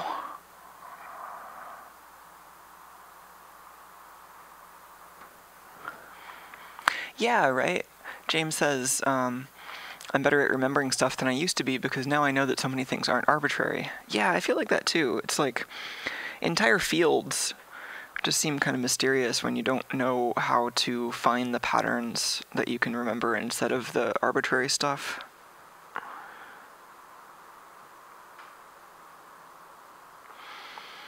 And then there's a lot of stuff that is really arbitrary. Like, I don't know if I'd be any good at biology. So much of that, well, there's a bunch of ways it could work. It happens to work this way.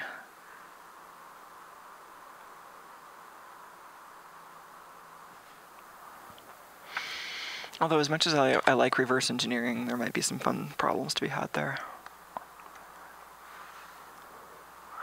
Alright, let's do the trimming and the back sides.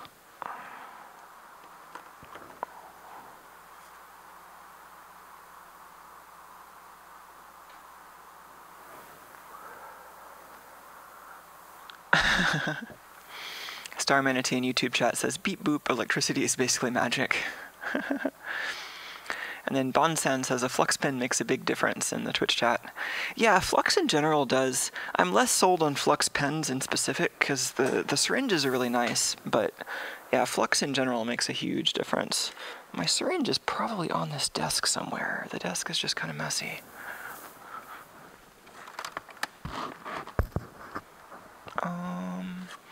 I don't really need to look for it right now. There's better stuff to do than look for the flux syringe.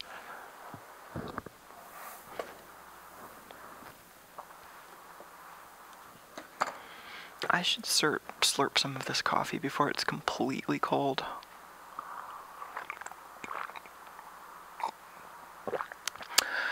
That's an interesting point that Nick brings up. So Nick says, had similar issues in school. It was easier to find a pattern in the list of facts that helped me guess what was likely to be true or false. Much of my success in history classes, for instance, was being able to intuit what was most likely to be true, not remembering what happened. That's relatable. I was never any good at that, so I always just sucked at history, but I suspect paying more attention to those patterns would have been really fruitful too. I just had an easy time just withdrawing from classes that I didn't personally find interesting, and so I didn't pay as much attention to like any of the kind of social or historical classes as I really should have, because I just didn't really understand the way that they were being presented. And I think some of that, like in hindsight, was that I was so like isolated as a kid that I just didn't have any reference point for a lot of these concepts and just like what it was like to be a human and to have all these constraints in your life that were based on like these power structures and human dynamics, and I just didn't have any concept of what that was like. And so like I think in hindsight some of that might have made more sense if I just had more experiences by the time I was that age. So I had a really isolated childhood and then had a much more complicated 20s, and then nowadays I mostly keep to myself, but you know, have had a lot of experiences that I wouldn't have had back then.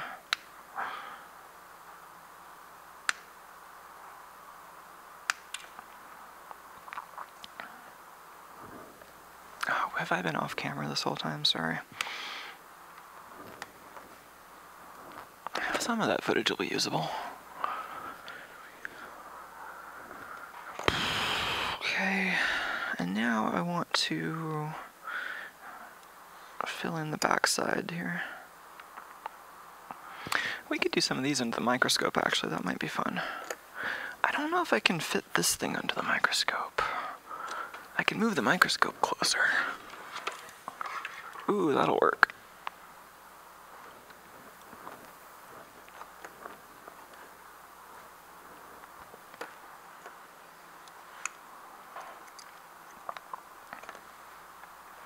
Oh yeah, that's actually kind of nice. Let's not have that light so much.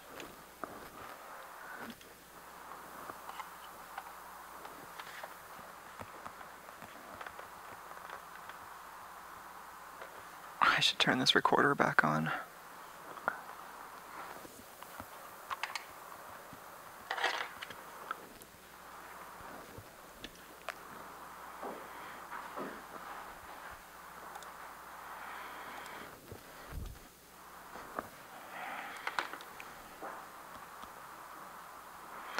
Oh, the microscope is super shaky when I have the boom extended this far. I think in the past what I've done is put a sandbag on the boom. Let me try that.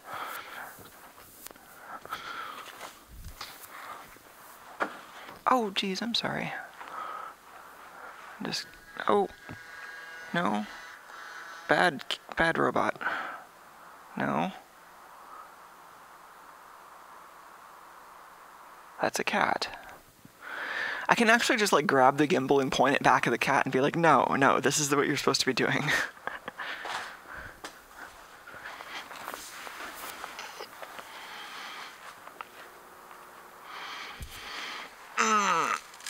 Oh, this one's leaking. Why is it leaking? Now there's sand on my desk.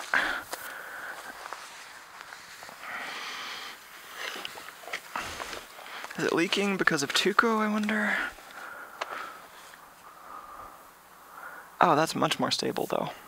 Wow. Okay, I know you can't quite see that yet, but I didn't want you all to get seasick with the unstable microscope footage. The sandbag made a huge difference, even though now I have sand on my desk.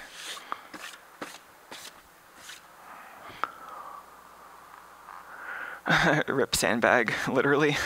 I don't think it was coming from a rip, though. It looked like it was coming from the zipper, so maybe it's just because the zipper doesn't close super well. I know it's not in focus yet. I'm getting there.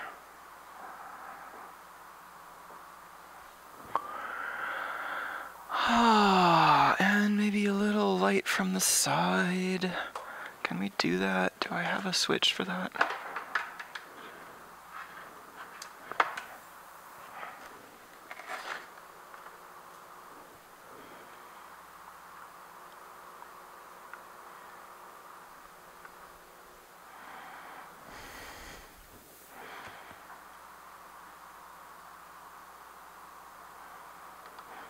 Yeah, that's all right.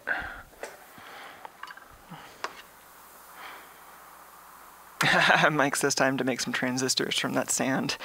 Yeah, I'll just get out my at-home transistor making kit.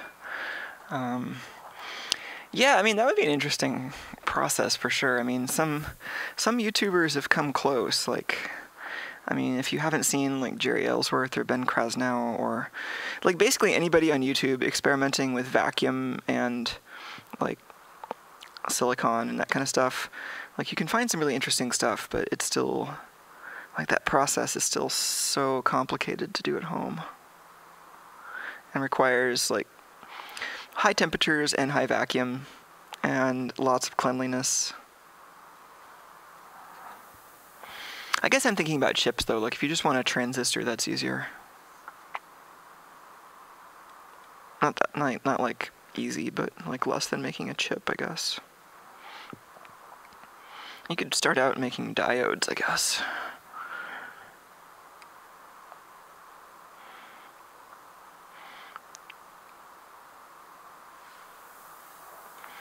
Some of those were not trimmed quite as close as they could have. Oh, did I just completely not use the microscope for that at all? I'm sorry. I just got carried away. Cool. That was great. Let me try to... Sorry about that. Let me try to do that properly with the other board. I can at least go over this.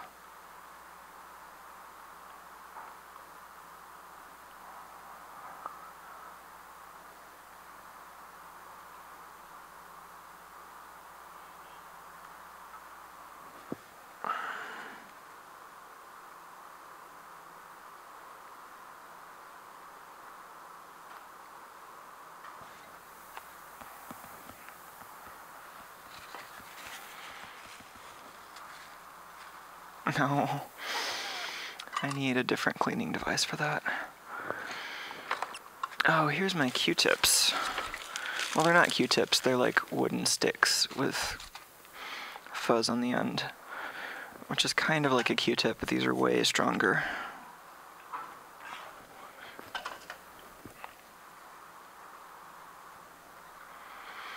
I'm so bad about getting the camera all set up and then not actually working through the camera, and so I don't keep the shot framed.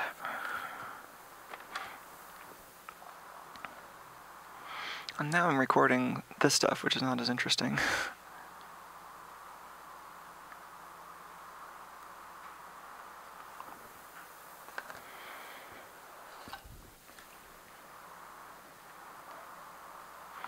Oh man, I really like the yellow solder mask in the microscope though. That looks so good.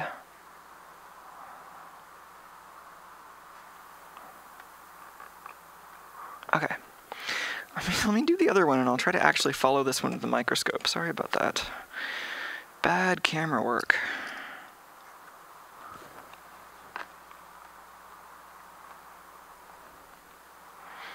Yeah, it looks really nice on green, says Mike. I agree. The color scheme is so nice.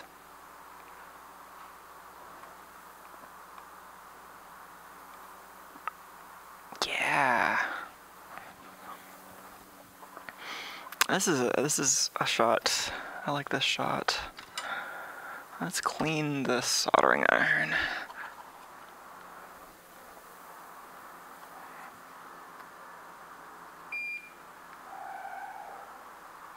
When I actually do post-production with this microscope footage, I almost always stabilize it in software.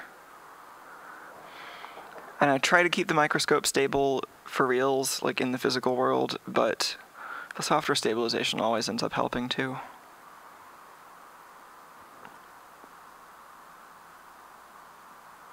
I should maybe be adding some more flux to these.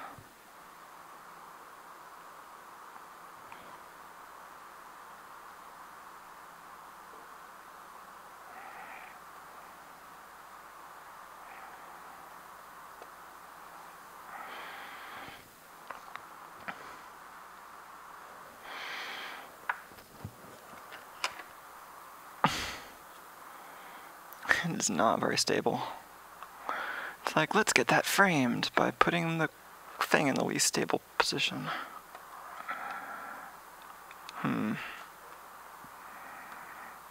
That's better.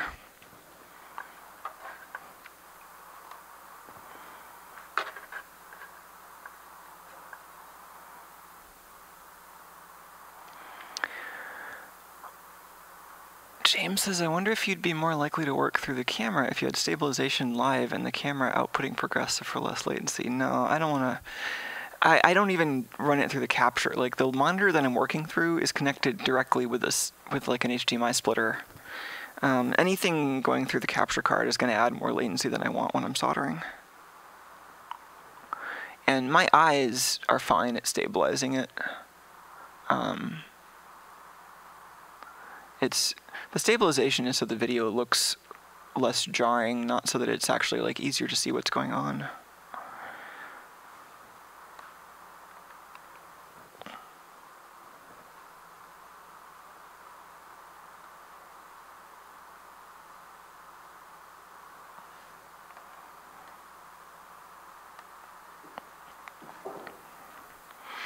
I've also got to remember to leave this quiet for a sec after I move it, because I usually edit out all the moves, and it's nice to have a little bit of establishing context if I want it. Although I often just edit directly into the first couple frames of the actual solder joint, because otherwise it's boring.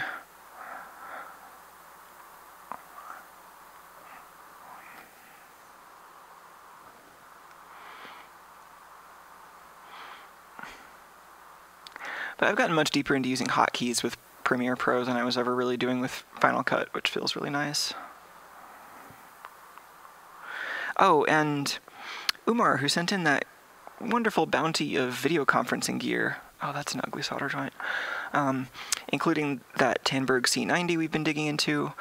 So included in that was this editing controller, and I wasn't really quite sure what to make of it at the time, but I've been using it, and it's actually really good. It seems like a basic thing, just having like an optical encoder wheel or two that you can like twiddle with your thumbs, but it does help quite a lot.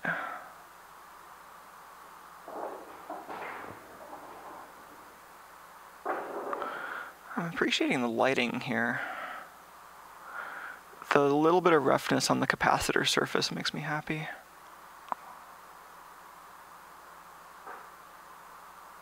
Okay. I think that is ready for another set of solder joints.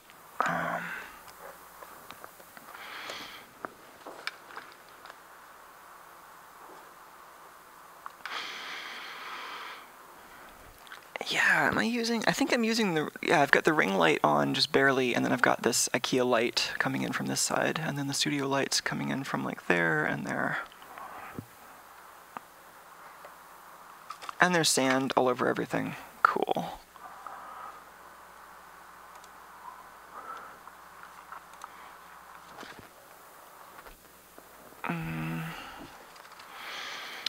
Keep having to switch back and forth between computers.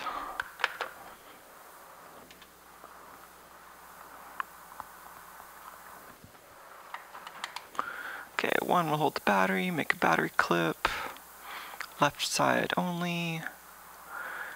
Oh, do solder in the transistors. Okay. That wasn't in this picture, but we should do that next, I guess. Then flip over the board and solder in the same components again on the left-hand side. That's pretty good. Okay, so with the same side up, let's do the transistors.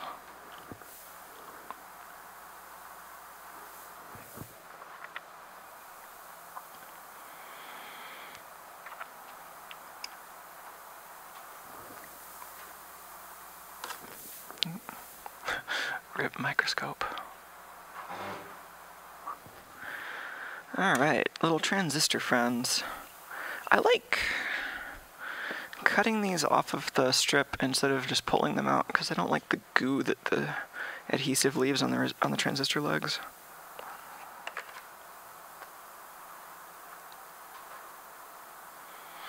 That is nice. These are already preformed to just the right spacing, so they just slot right in. So I'm going to do the same thing here where I solder them. I mean, I could even just tack them in, but I'll probably solder them completely on the top, and then flip them, trim the leads, and solder on the bottom. That's pretty. Let's make sure those are all nice and straight. I want to get a different camera angle.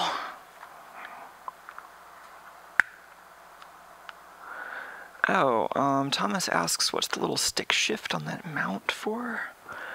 Oh, on this mount. That's for raising and lowering the base, so you can make the whole thing higher off the ground. Which right now it's plenty high enough, but I can see how that could be useful for other things.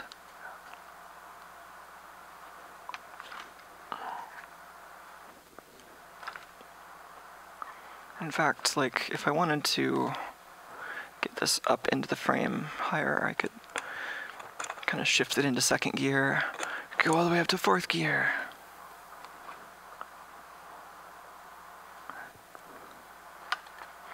Oh, well, my surprise line wasn't that the PCB layout and the transistors were made to match, but that the transistor leads are so nicely formed, because I'm kind of used to getting them where they're just like straight out of the molding and they're not already pre-bent like that. So it's just like a luxury in the transistor packaging that I'm not quite used to, and it was nice.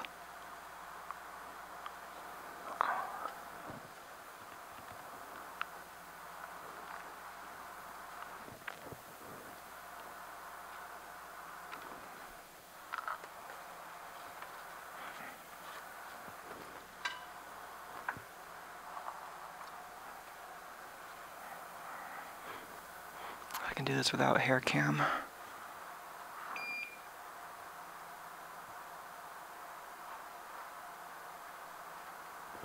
Finger cam is my danger this time.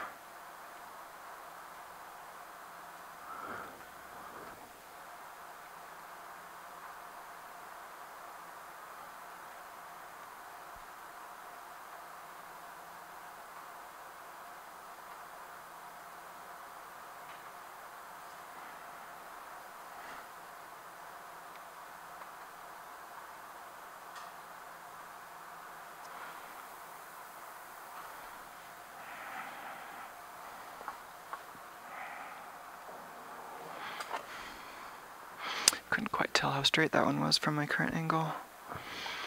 Let's change the camera angle around anyway.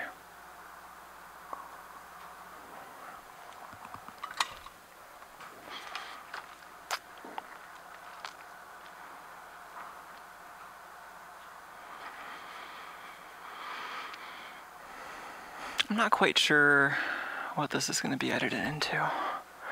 But I should just do more short bold port videos, even if I don't have like a unique musical score and like tons and tons of editing for each one. I should just put out something.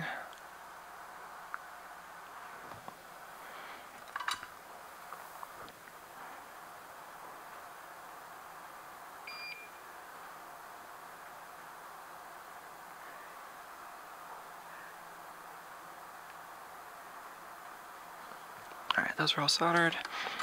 Let's do the top sides of the other three while we're in this position.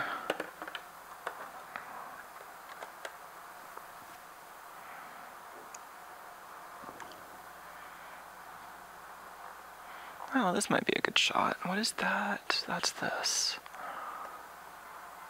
Oh, interesting, but a little too hot.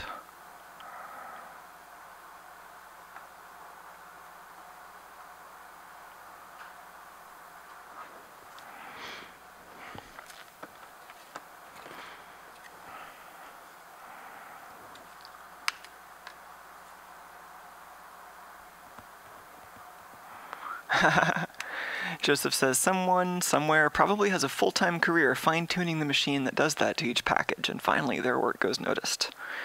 I'd love to see that machine, actually. I love like how it works videos and stuff like that, where you actually get factory footage showing these machines that are designed to do these, you know, these like operations that would be super annoying to do pretty much any other way. And like, oh, there's this mechanism that can just do like 100 of those a minute. That's great.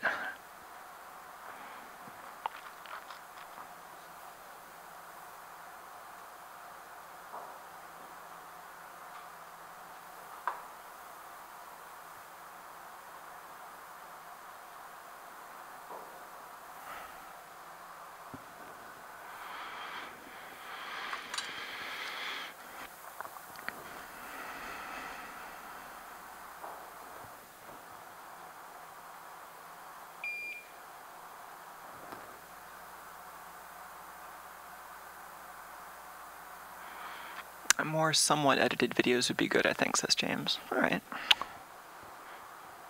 Yeah, and I think I've got just less kind of boilerplate work that's necessary to do any particular edited video now with this new setup, which is nice.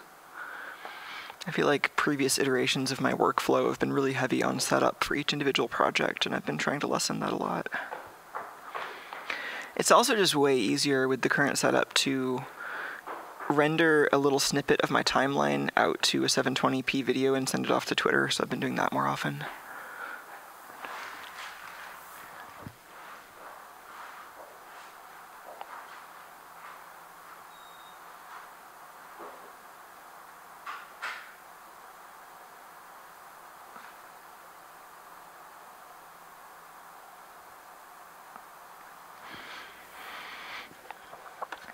I like Mastodon too. I haven't been sharing as much video on Mastodon because they've got an 8 megabyte limit. But maybe someday they'll increase that. 8 megs is kind of small for a video, guys.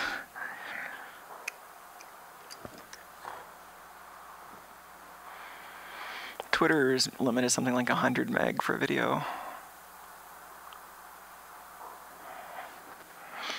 I mean, granted, maybe they just don't want everyone to need tons of storage to run a Mastodon server. That's cool, but it would be nice if they at least had an option that was better than just like linking to YouTube or Twitter. Because like right now, the easiest image or video hosting service I know of to use, if I wanted to put that kind of thing on Mastodon, we'd post it to Twitter first and then just link to the Twitter media on Mastodon, which is kind of missing the point, I think, of not needing to post it on Twitter.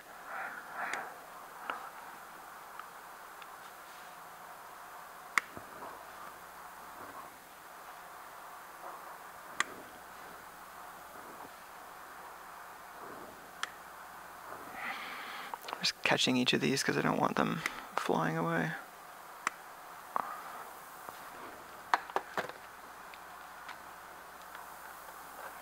Eight megs and constantly swapping. Yeah, funny.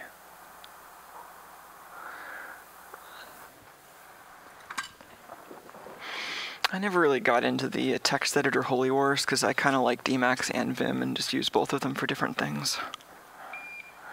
And nowadays I don't really use either of them that much. I haven't used Emacs in a long time, actually, and I still use Vim for just like random stuff in Linux command line usually, but my favorite editor lately has been Sublime Text, but I was never really that attached to Emacs. It just seemed to have the nicest support for the languages I used. Like Emacs Python mode seemed better than the other Python editors that I liked at the time, or that I had the opportunity of trying at the time.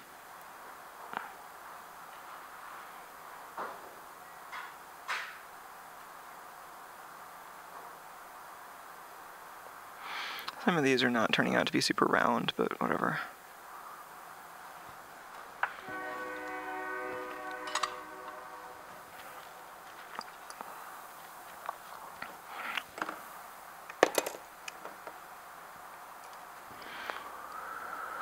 I guess stuff like this, like I kind of run out of stuff to talk about related to the process itself, or of building the kit. And then we could talk about stuff related to photographing the process, which there's a lot of that to do too. But then it can also just be like story time with Tuco and Scanlime, and that works too.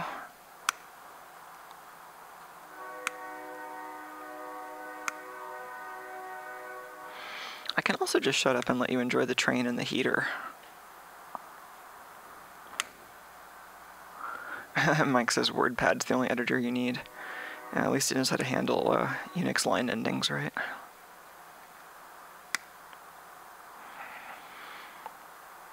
Yeah, WordPad is weird. I actually found myself writing a batch file recently, which seemed kind of weird too, but wanted to, I don't know, it's like they still seem like a relatively reasonable way to just invoke commands on Windows, and I was doing a thing, and I happened to be on Windows, where I needed to like write an FFmpeg script, and well, time to learn how to do some esoteric stuff in Bash, or Batch. Yes.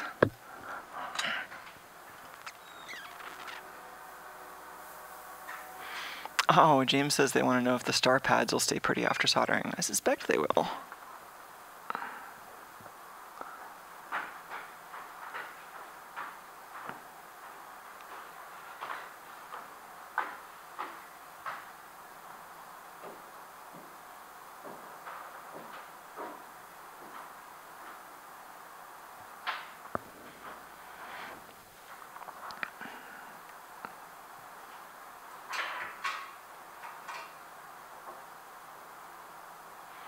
I'm creating some more of that cat hair solder composite over here. Let's get rid of that.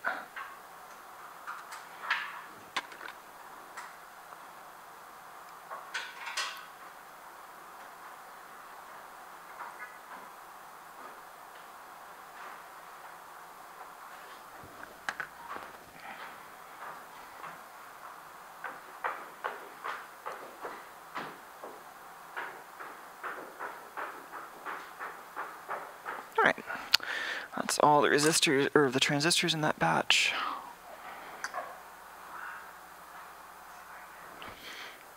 Alright, see you later.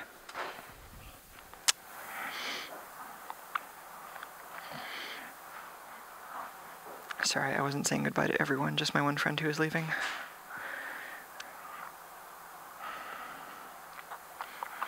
Alright, so we've got 2 half pineapples.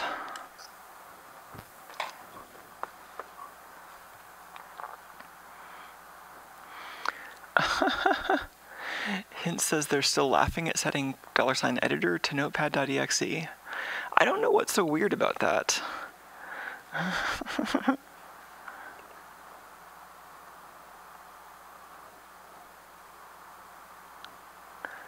Oh, that's pretty nice. These boards are just so pretty. Alright, what's next? Flip the board over and solder the same components on the left side. So we've got these 2 boards. We just finished the left side. Now we're going to flip each of them that way. Now it's the same deal on that side.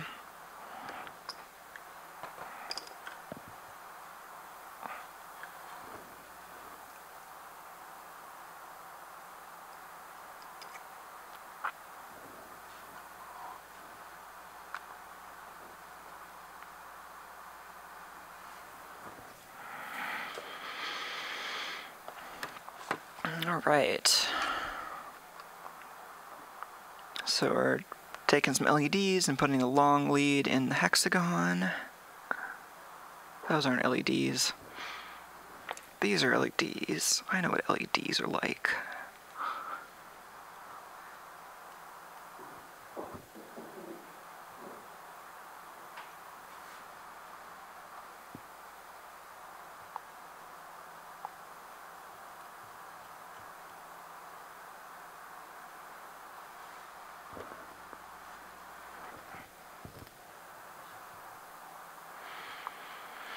That tension between moving the camera and not moving the camera. It's like, well, I could get a better shot of that LED, or I could get continuity with the other shots. I don't know. Right now I'm in a continuity mood. Okay, now the capacitors, the long lead is going into the square.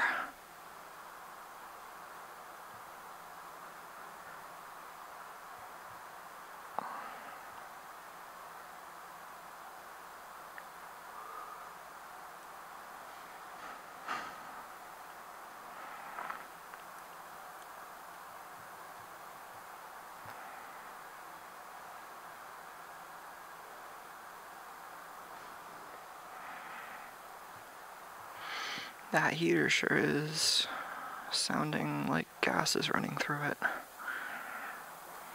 Feels warm though. So it's probably actually working.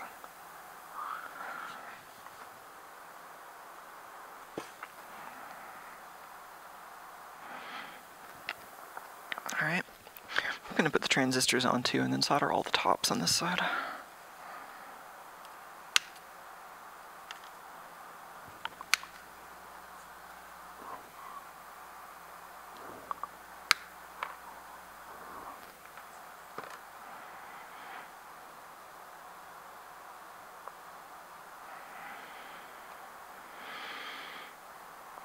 An astable pineapple multivibrator. That will be nice.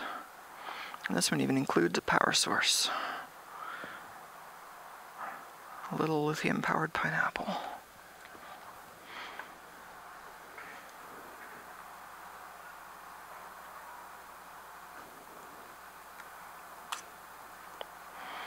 So much glare.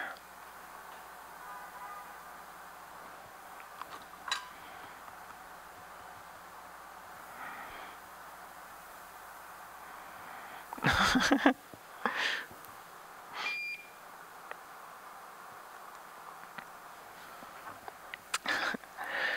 was just chuckling at James's comment about my one friend. I usually am just not super specific about people unless they want to be identified on the stream.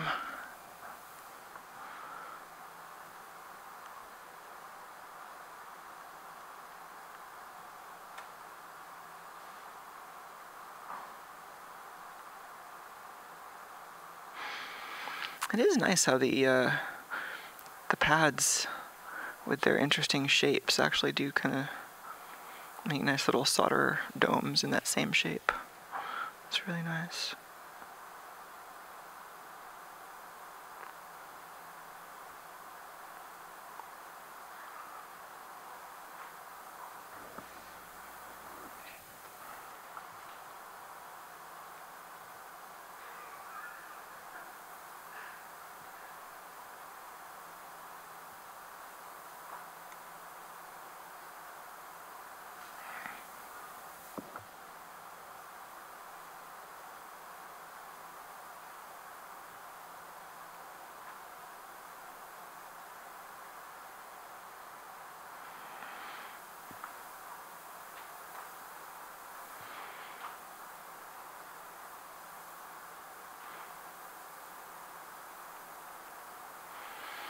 If I time-lapse this shot, the board is going to be acting like such a springboard.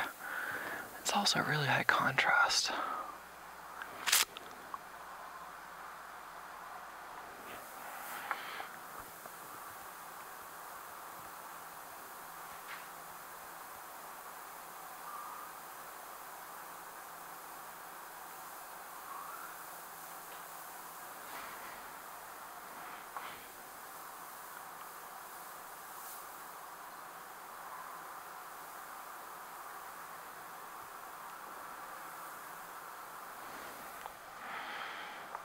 Alright. Let's bunch another topside components. Let's continue our kind of assembly line process here and do another batch of topside parts.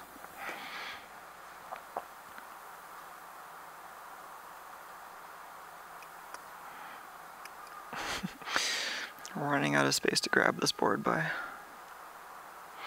Grabbing it from these little edges, man, that feels really bad, but the jaws on this thing are very soft, so I don't think it's going to break the board. It's just a little bit of space for me to grab it by.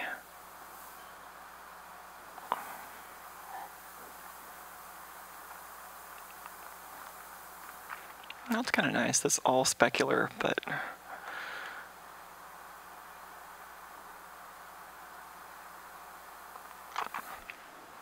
I'm not going to fuss with the exposure right now too much.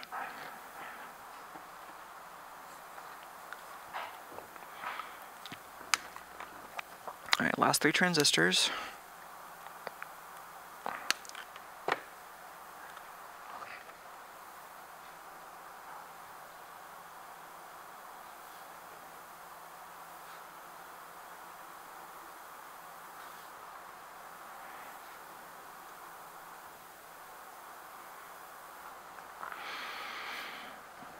And got our friendly LEDs with their long-legged hexagons.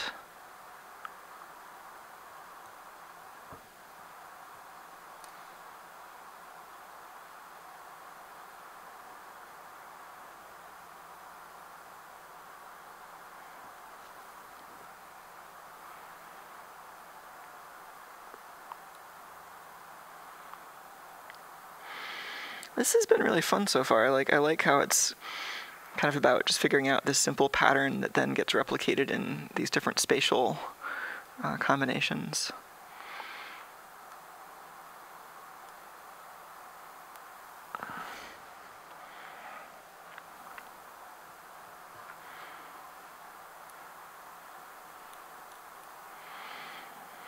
And it's just really cool to use these different shapes to indicate the different holes. It's a really nice extension of the kind of pin 1 concept, but also identifying the component is really nice. Long lead and the square again.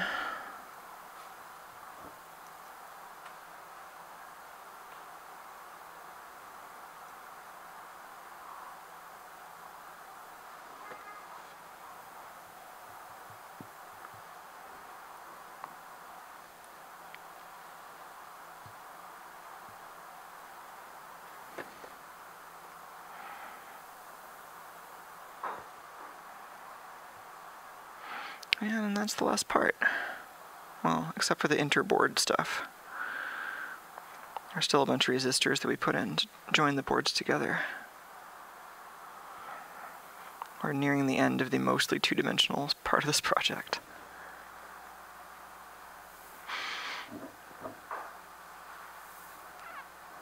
Okay, I'm tired of that extreme glare shot. Let's try this from a different angle.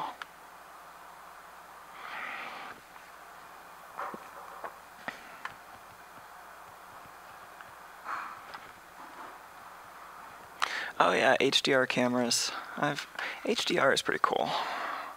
I've been into HDR displays for a while, and I haven't actually looked at the current crop of technologies to see like what they mean by HDR. I remember getting excited about this display tech I saw many years ago, which was based on an LCD plus an active LED backlight. And it was starting to approach like the scattering limits of what the contrast ratio your eyes can perceive from external light stimuli would be. That was cool.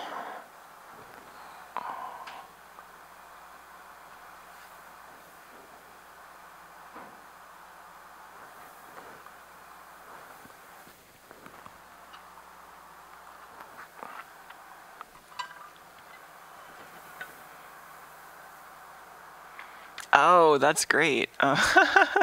Sorry, I was a little low on attention for these YouTube comments. Because Alex is responding to, I think the electricity is basically magic, and saying, angry pixies, yeah. And then David is asking if Tuco has sandy claws. Aw. Well, I don't think he walked through this pile of sand yet, but that does seem like a possibility. And then Sean says, sand, pineapple, halfway to a beach party. And David adds that we need some pina colada. That would be pretty good. Should have made some pina coladas for Christmas Eve. Day after the solstice with the coldest drink.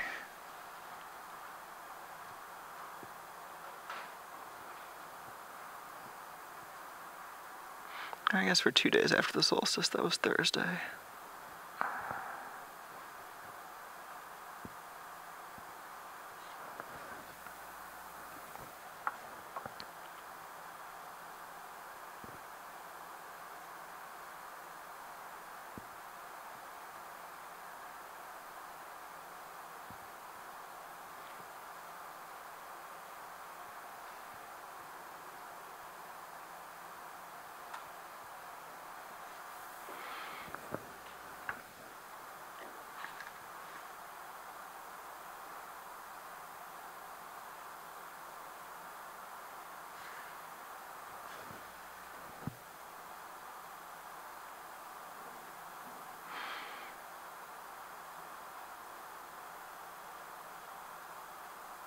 I should probably have a monitor for the DSLR that doesn't have lag. Because right now my only viewfinder for the DSLR is actually the OBS output window. Whoa. I just noticed, I'll have to move the camera to show you this in a sec after I'm done with this shot, but I just noticed that one of these transistors has a pretty severe misalignment in the molding. I haven't seen a transistor like that.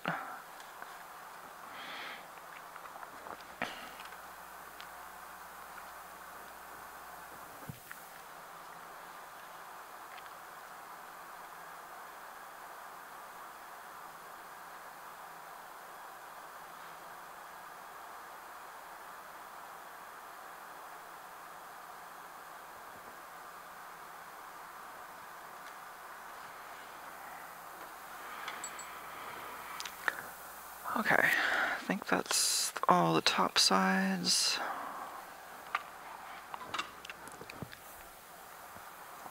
So that transistor.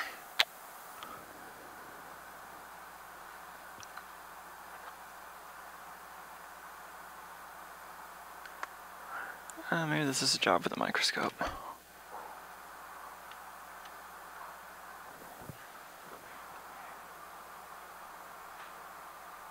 Check that out.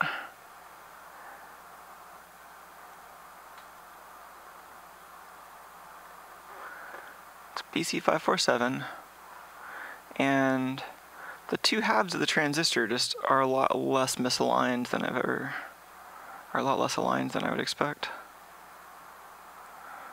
It's probably fine. The other ones seem normal. Oh, that one's weird too. Alright, weird transistor buddies.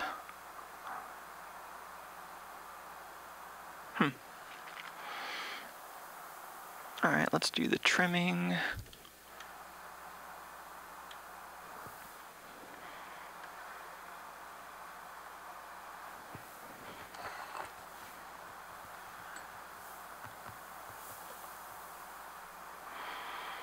There was some flashing on there, but I think it was definitely a misalignment in addition to the flashing. Not flashing as in like what we're planning on having the LEDs do, but yeah, you want your LEDs to flash, not your transistors, right? But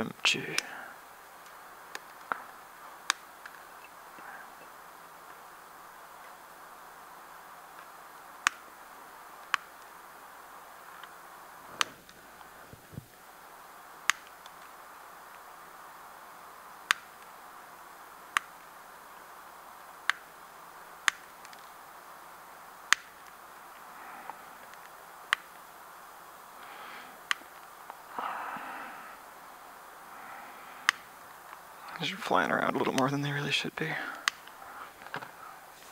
Some of those are going to end up in my feet later. This is why you should hold the ends when you cut them.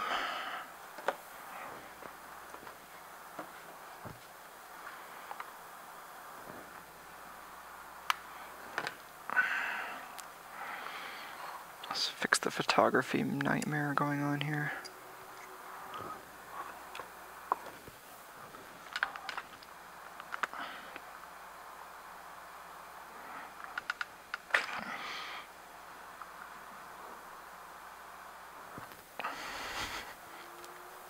Can flash anything once, yeah.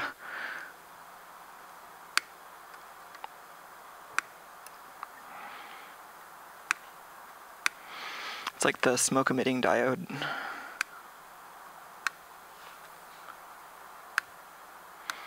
I used to think it'd be cool to have a fog emitting diode.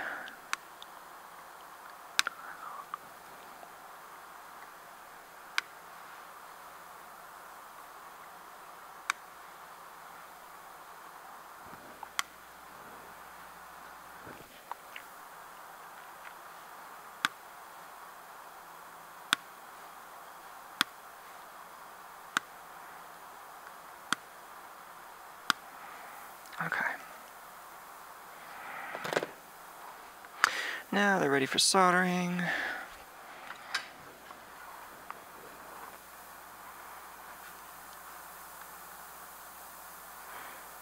Oh, that's kind of a nice shot. Yeah, good night, and happy Christmas for anybody who's leaving early, or just in general, you know, don't want to reserve it for people by time or anything.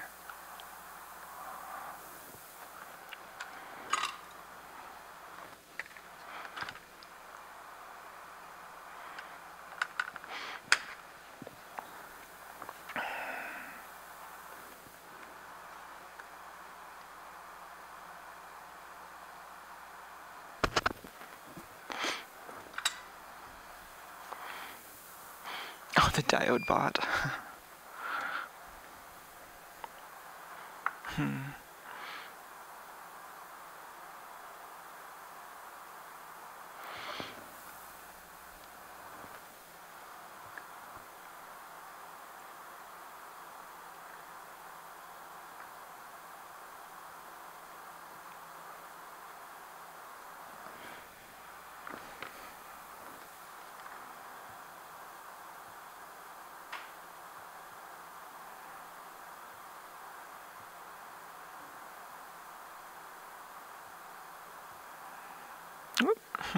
Let both of those get too hot.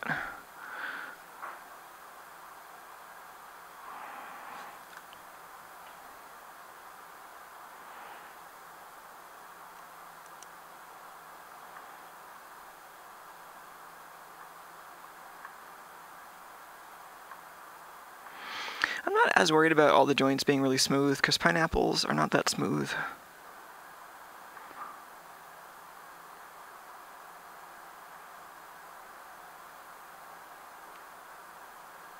But they do make nice shapes when the smoothness is successful.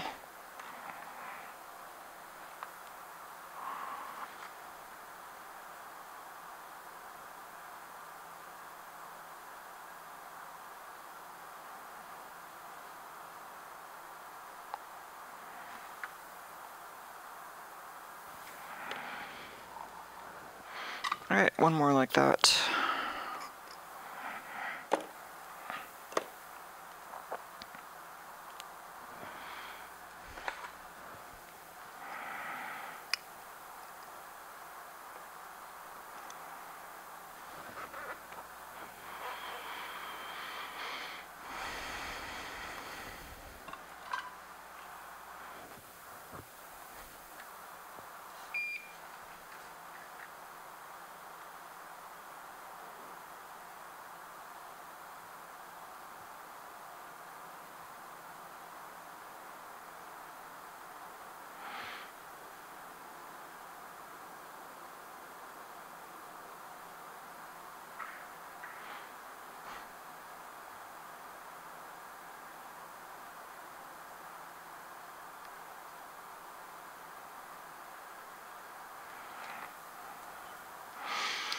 You really don't need to solder these on both sides. I'm doing this mostly for aesthetic reasons.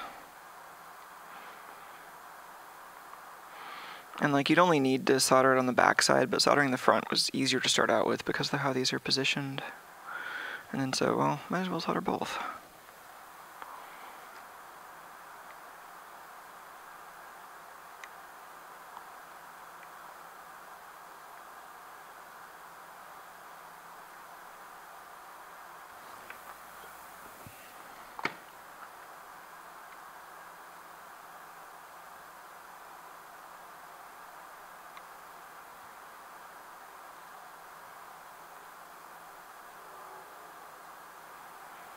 Alright, I think that's it for that step. Let's refer to the instructions, maybe. Solder the two boards together.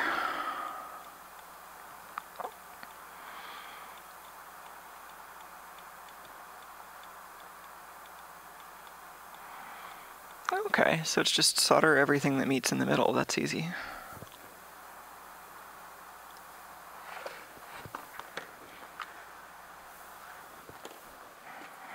Let's try not to get solder balls in my coffee.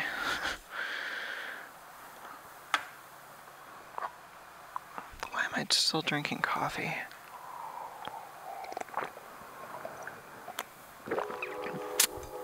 Let's finish that off.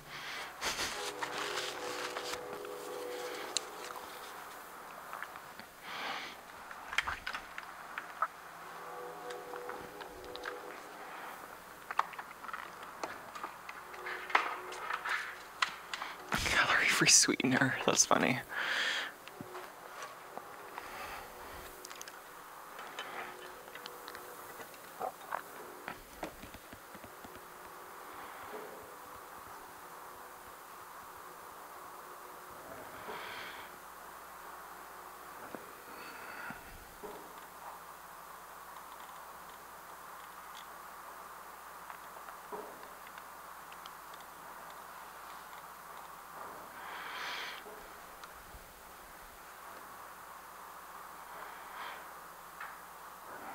Alright, so they must go...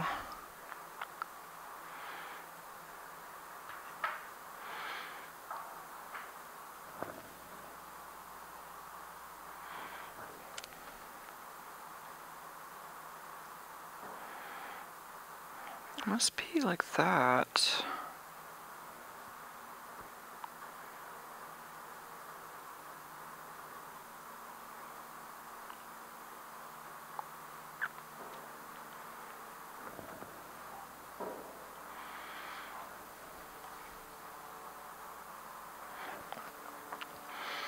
What other orientation could it go in? I mean, it could go like this, in which case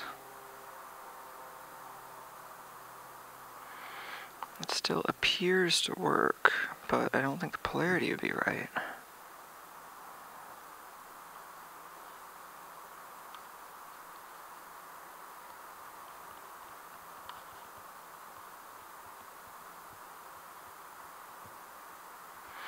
Now I'm like trying to trace out this circuit to see which polarity is actually right, which maybe is not the right way to do this.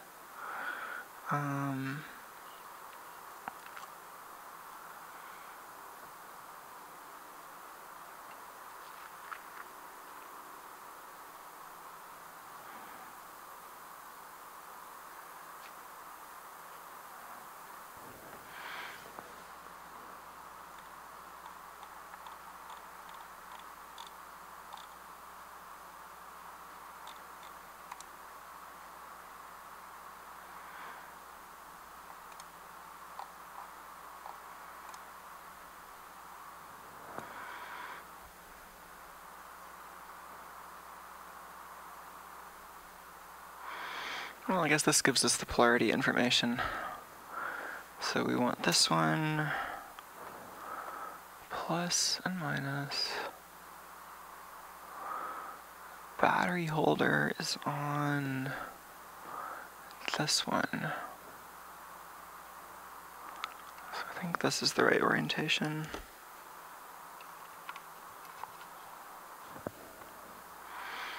So you can see that plus and that minus, that plus and that minus, and the battery holder. Cool, that looks right.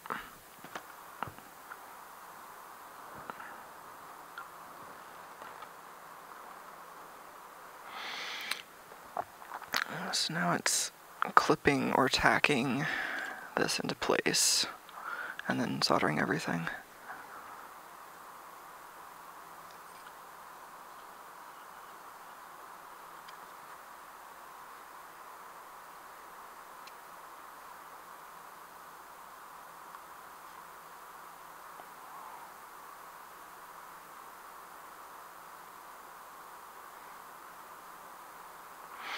I was going to try to line it up using the little notches on this, on the copper design. So you can kind of line it up based on those, and then, but then you can't just like hold it up against like that, then you have to adjust that angle too. Let me switch to that camera.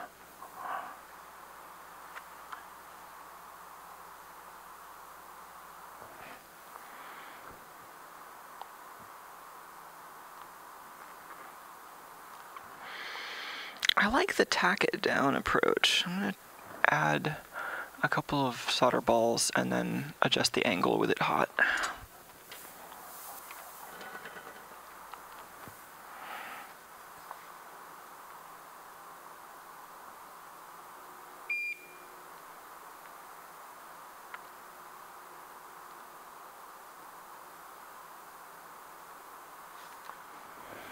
So it's just a little solder joint.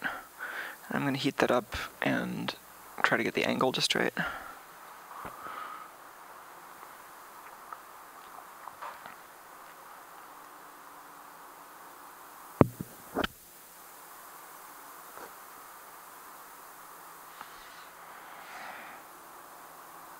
Almost.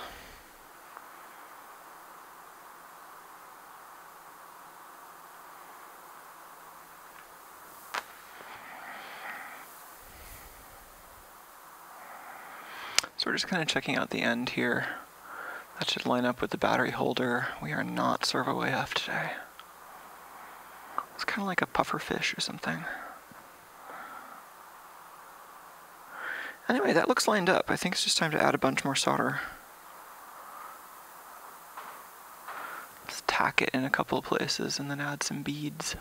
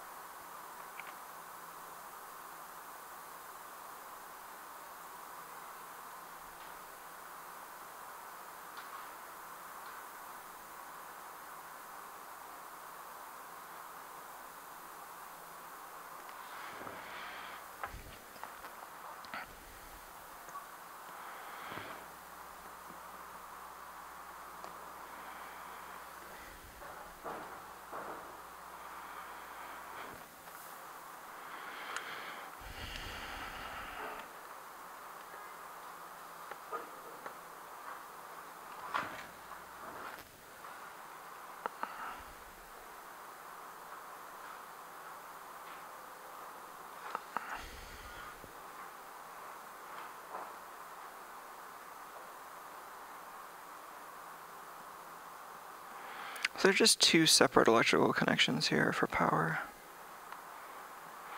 I can see how the fingers are separate. Like, if you make the individual solder blob too big, then surface tension kind of wicks it away, but these separations help the solder blob stay a manageable size.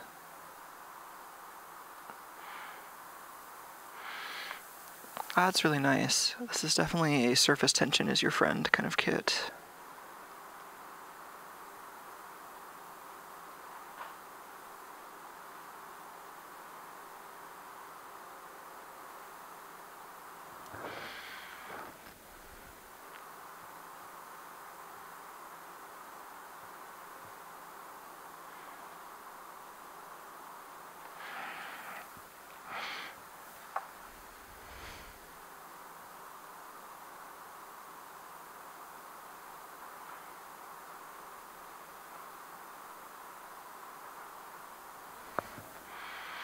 This is neat. It's like each of these fingers is an opportunity to stitch the two boards together.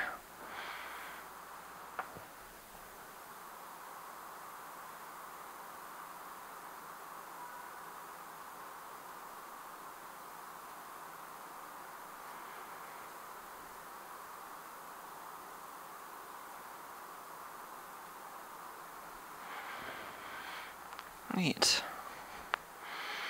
6 little fingers. Yes, Heiko Omnivice, that's the term. That's the thing I'm using here. Oh, actually, I could have just read the sticker on the back. That's the thing, Omnivice C1390. I think I got one of these after seeing how much luck Hedgeberg was having with hers. It looked pretty useful.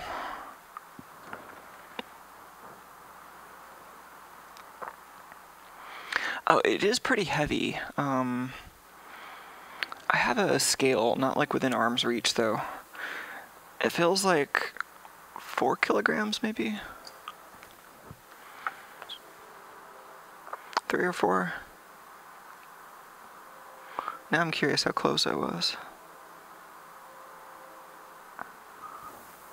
That was completely a guess.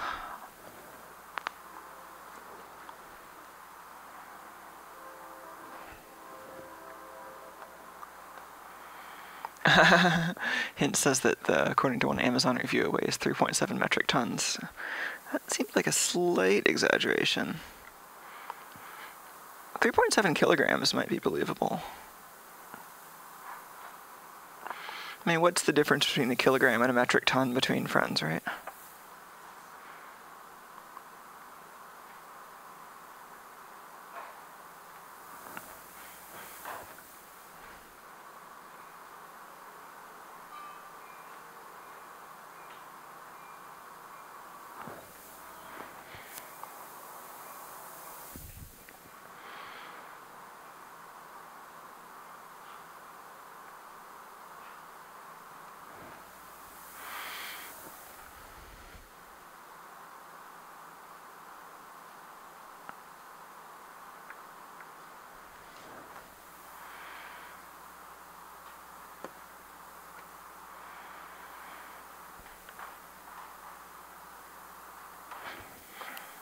This is a satisfying solder fillet.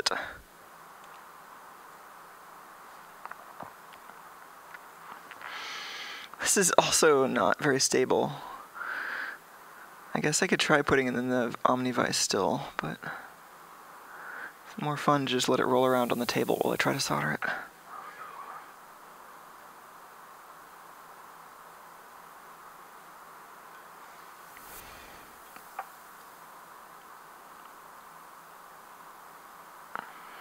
This is kind of making me want the fume extractor. It is also out of reach for some reason.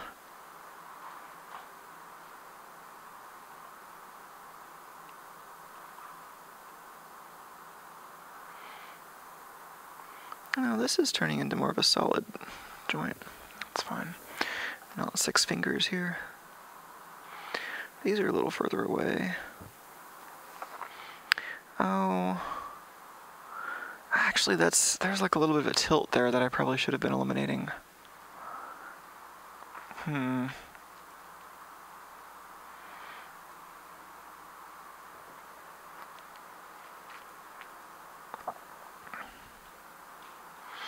Oh, there's no changing that angle now. It will have to be close enough. I could hot air it if I wanted to, but I don't think it matters that much.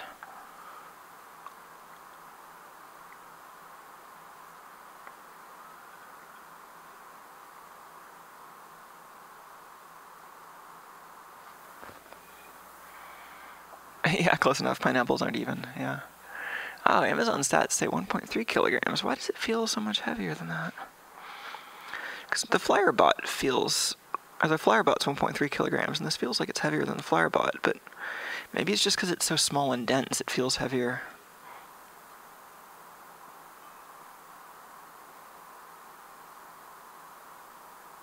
Maybe I just don't know what a kilogram feels like. That's also possible.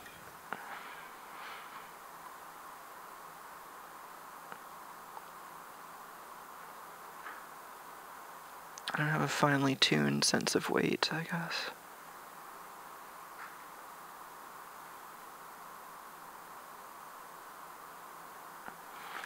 This is a lot of flux.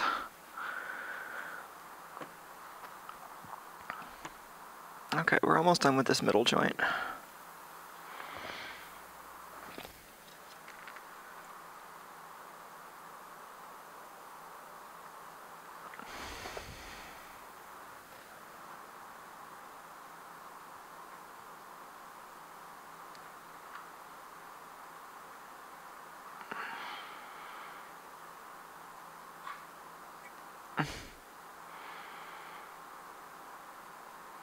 Come on, surface tension.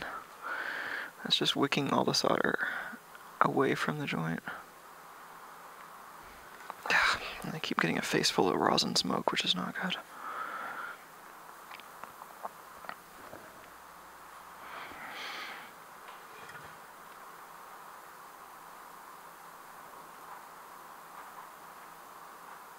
Usually I just turn on the exterior fan, but it's all winter and stuff now.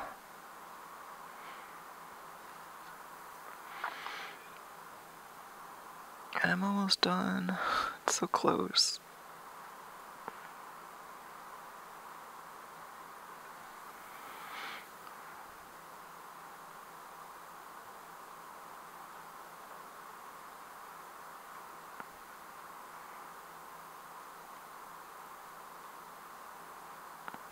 There we go. Got that solder to finally flow over. So I've got the fingers in place. EMF.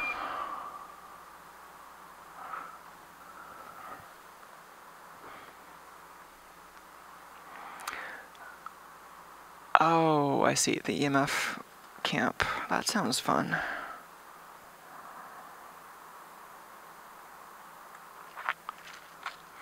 Alright, what's next? I think we're getting close.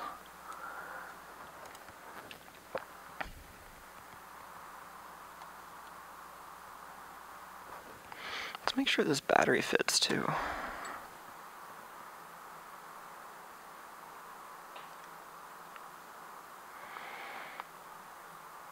I need to make these pins a little closer.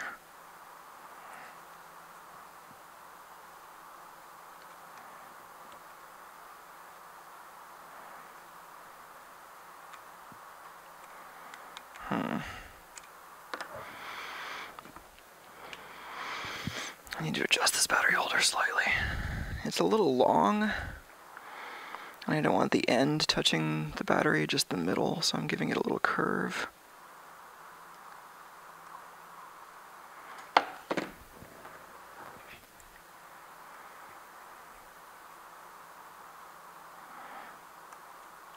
Oh, that's better. So the battery fits. We just need the interboard resistors. These resistors interconnect each quadrant from the diamond pad to the star pad. It doesn't matter which way around you do this, so long as you maintain the same direction. For example, every left diamond pad to every right star pad. Okay.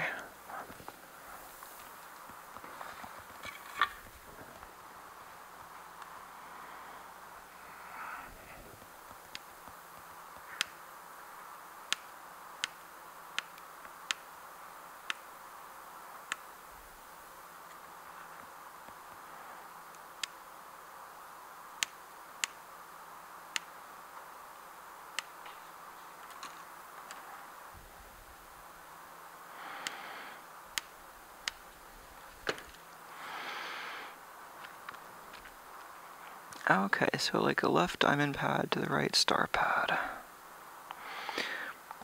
This is going to be what actually carries the oscillation around, I guess.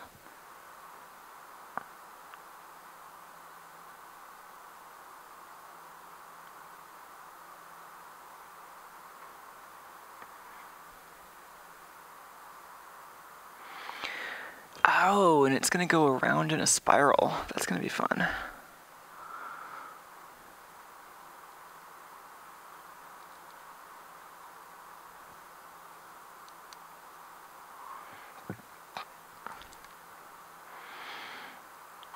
I think these resistors kind of want most of their length, so I probably shouldn't be cutting them instead of pulling them off the carrier.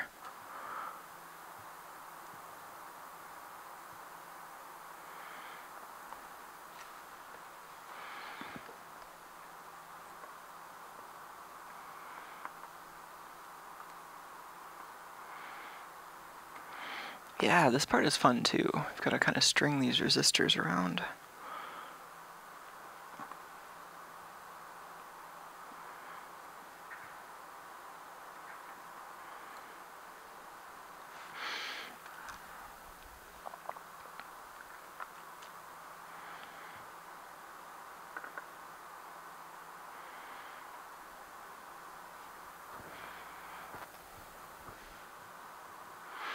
So I'm going from the left star pads to the right oblong diamondy pads. I should start soldering these soon because they're gonna start falling out on their own otherwise.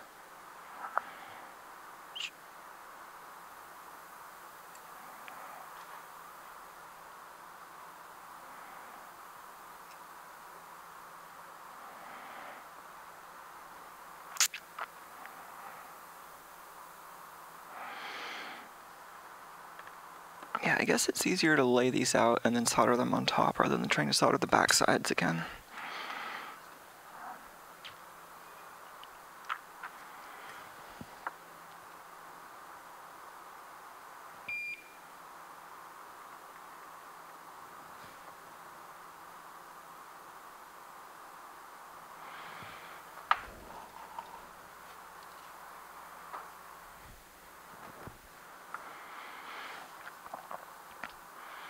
So those are tacked in.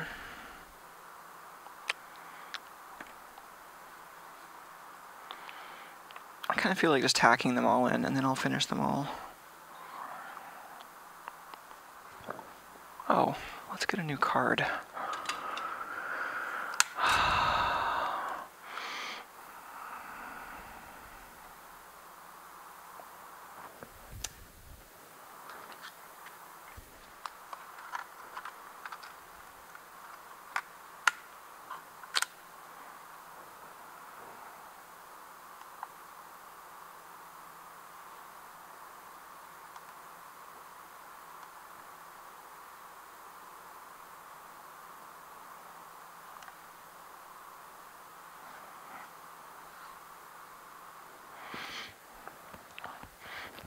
aim this down a little bit. We're missing Tuco's face.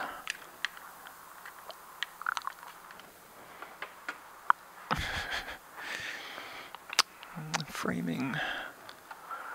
Maybe...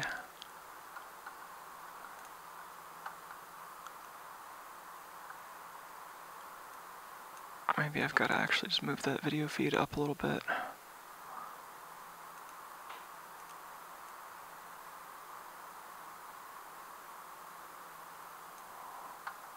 There we go.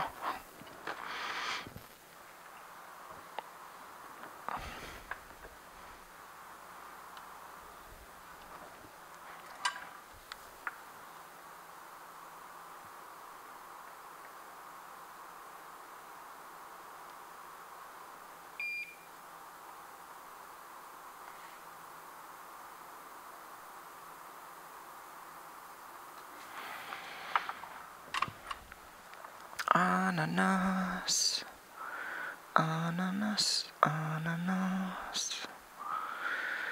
More resistors.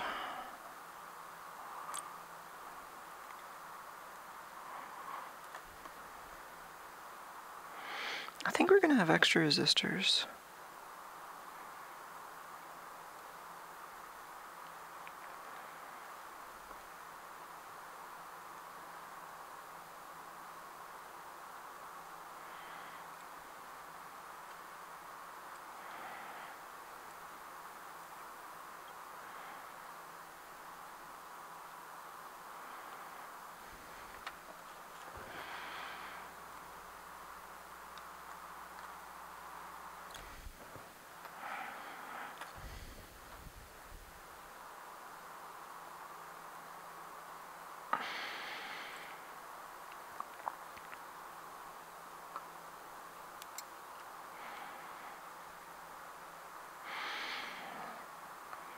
Yeah, it's a good practice to get into, like when you're soldering, to kind of try to exhale while you're applying the solder, in case you don't have good ventilation.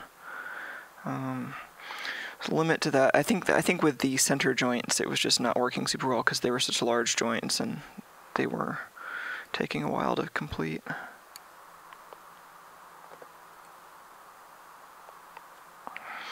And it's better just to use a fume extractor. Mine is just like right over there, and I don't have it hooked up right now because I haven't been doing a ton of soldering.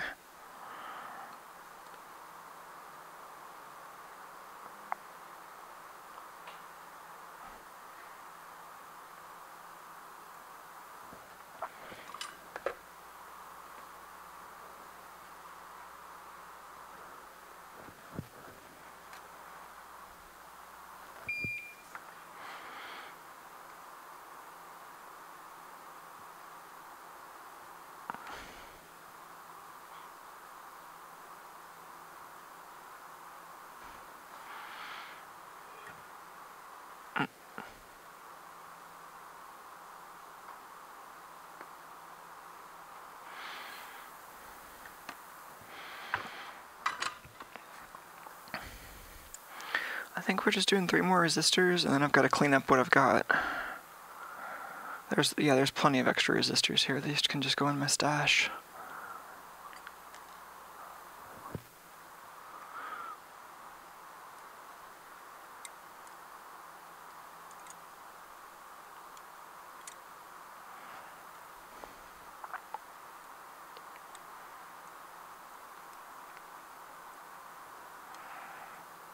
So I've just been tacking down 1 leg on each of the resistors, and then I'm going to go through and clip them and solder them properly and then straighten them a little bit.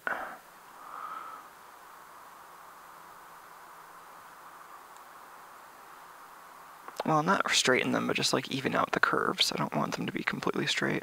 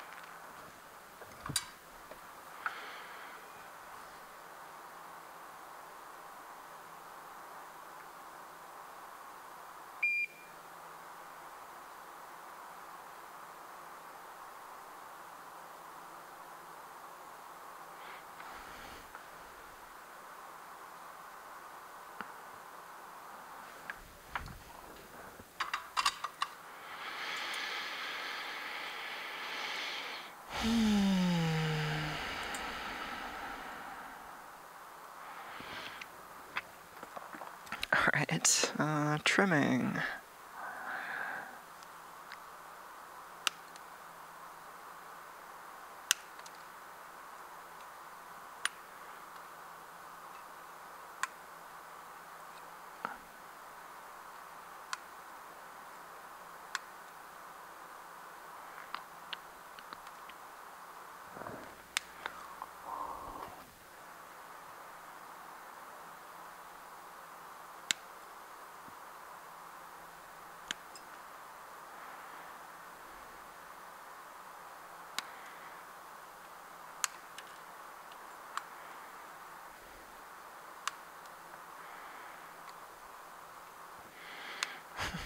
Trimming pineapples down on the farm.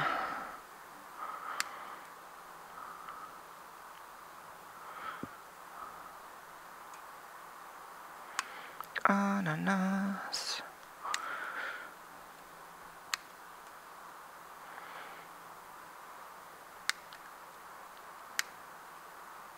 That one's going in my foot later. Maybe I'll sweep up.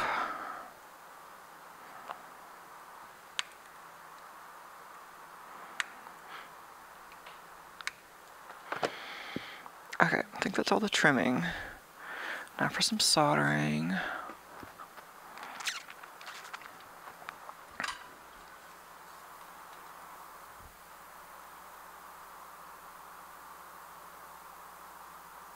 Colin says, I think some of those extra resistors should be on the board near the transistors. Oh.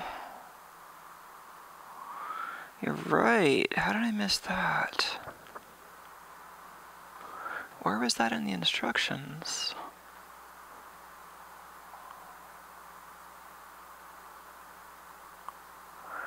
Oh, okay, that was in the same step as soldering on the transistors. I totally missed that. Okay, that'll be a little bit annoying, but we'll do that. I'm going to solder these first and then go back and do those.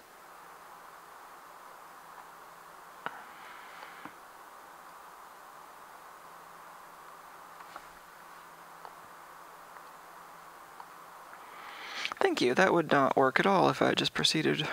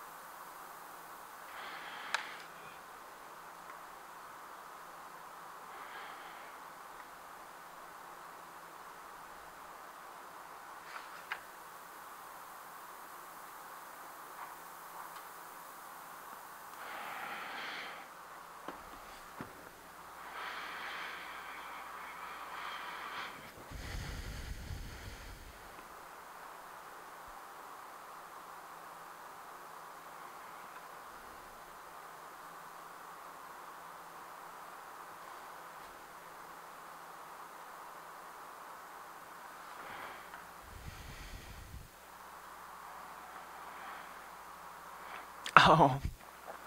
Yeah, Hal was asking what this thing is going to do. I think it's like a light chasing kind of thing. It's like a bunch of inverters all hooked up in a ring.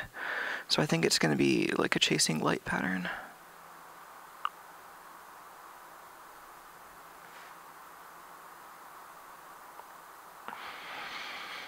Should have a nice calm time constant too with these big capacitors.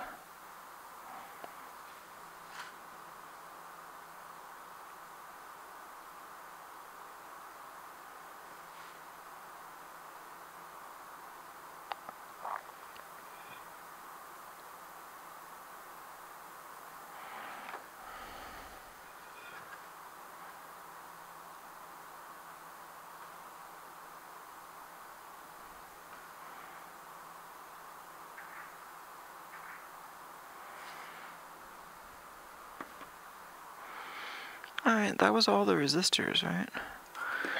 I mean, all of those resistors. I know I have to go back. I'm just going to make these a little nicer.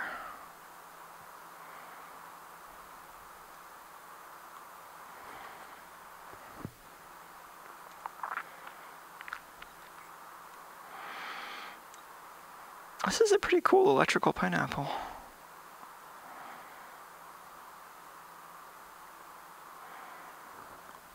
I'm just kind of rounding these a little bit. Cool. Now, how many of these go on each? 3 per board, or per side. So I should just have another 12 of these. Okay, they're exactly the right number of resistors. Cool. Cut these out and put them in next to the transistors. These won't need to be so long.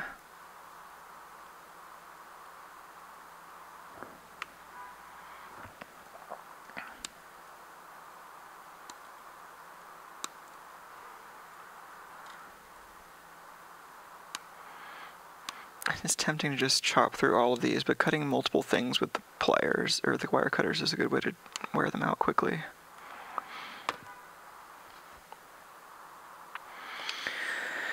Alright, so these just go next to the transistors.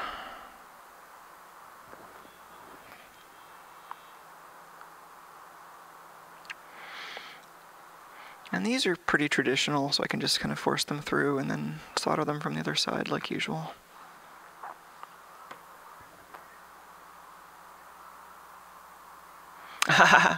B is asking, does this Ananas also follow the Fibonacci sequence with its segments? Yeah, that would be great.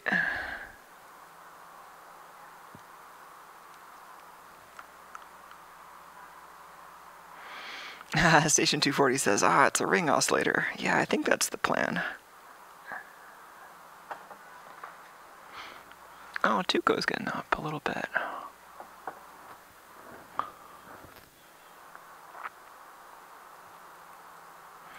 What does that full image look like?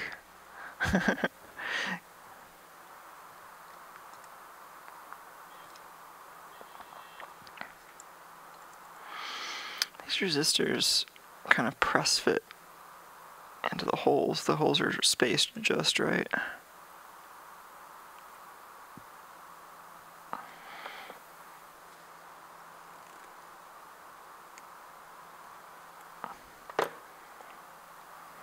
Ananas.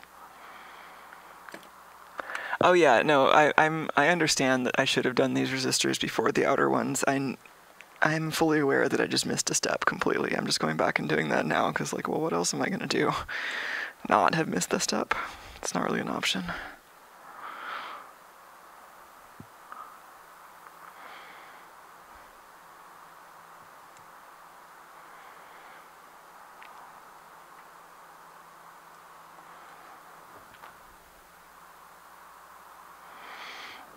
Yeah, Mike is suggesting scissors for the resistors, which I agree that's usually good. I just didn't have any of those handy.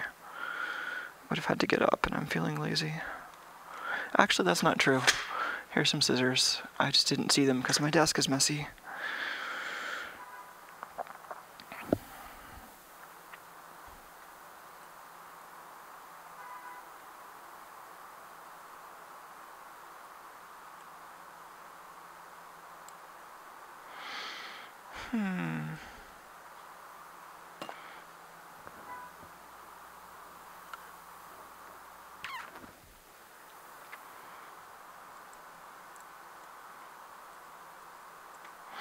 It is satisfying how this thing has such nice rotational symmetry when it's done.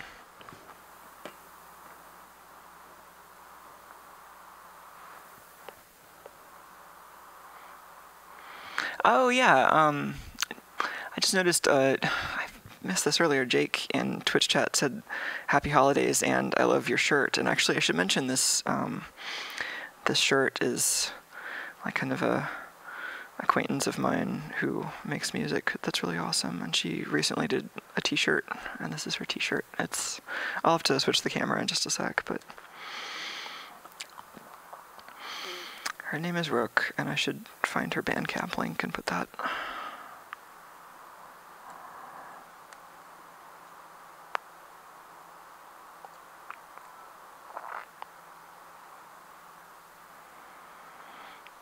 Three more resistors, and then a bunch of soldering and trimming.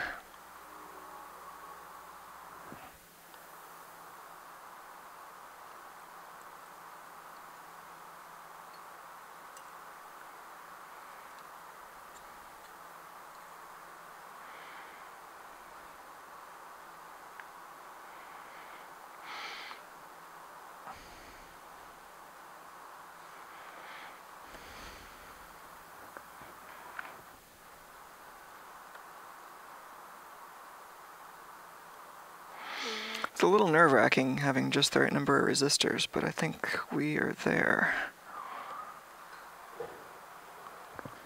Cool.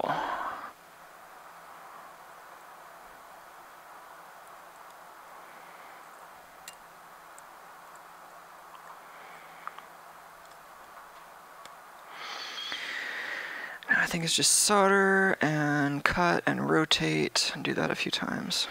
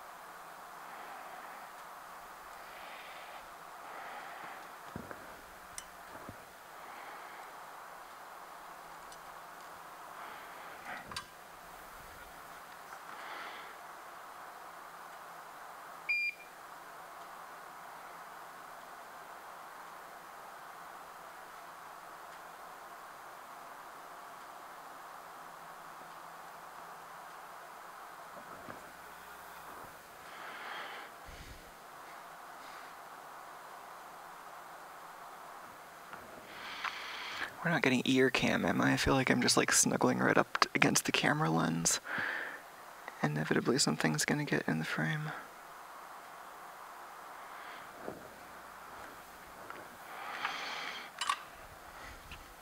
The lighting was not great there either.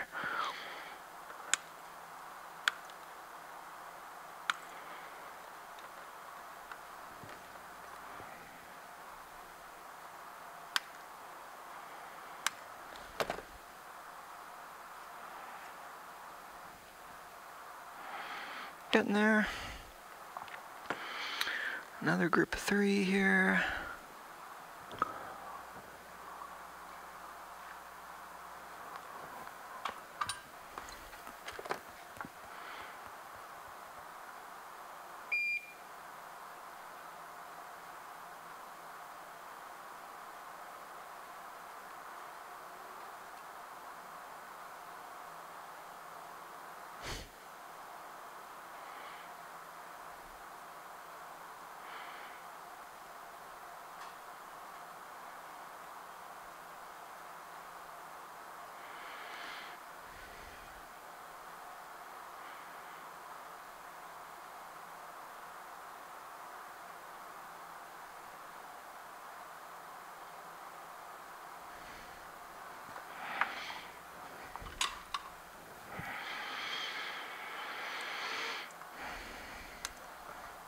It's going to be really easy to accidentally cut one of these resistors off. The ones that I need. I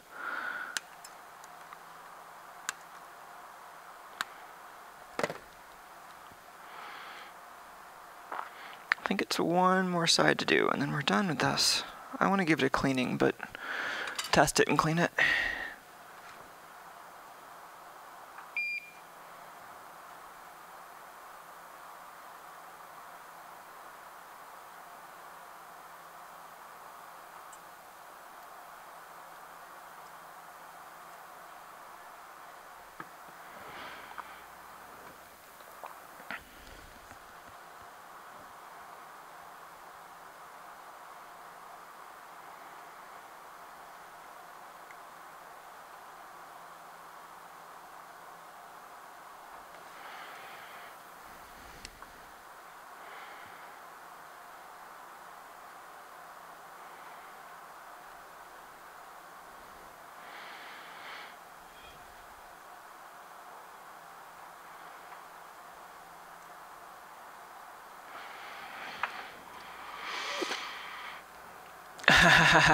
Mike says they always snip the wrong thing with dead bug circuits too.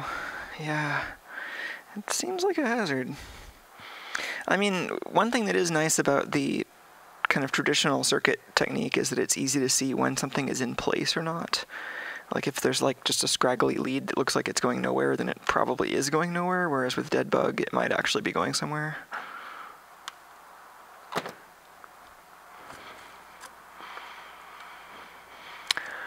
Okay, I think this is ready. Let's put a battery in and see if this works. And then I'll give it a good scrub as much as I can with alcohol. Get some of the flux off.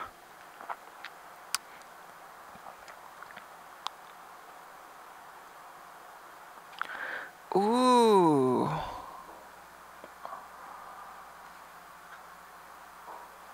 Oh, that's really nice. Okay, I'm going to save the dark shot until after we've cleaned this. I just want to make sure everything's lighting up. Ah, that is really nice. Good old analog ring oscillator.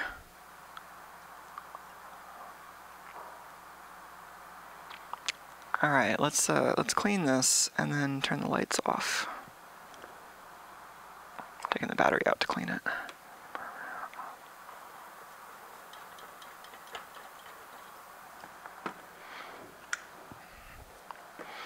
And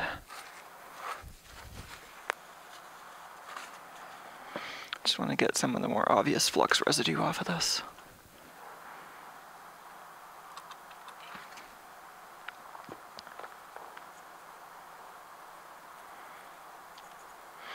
Actually, the ultrasonic cleaner might be perfect for this thing.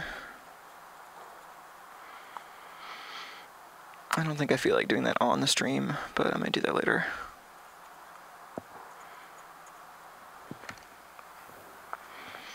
At least just a bit of an alcohol rinse would be nice.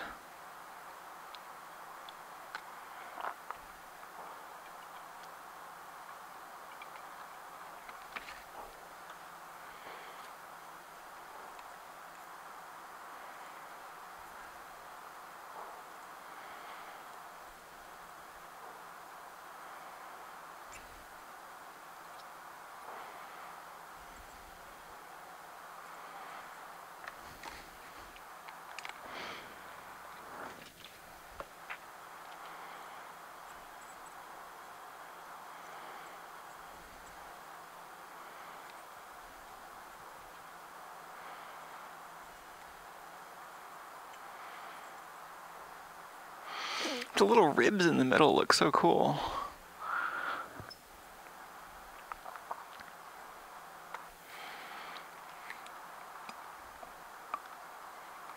This is actually doing an alright job. I don't need to break out the ultrasonic cleaner tonight.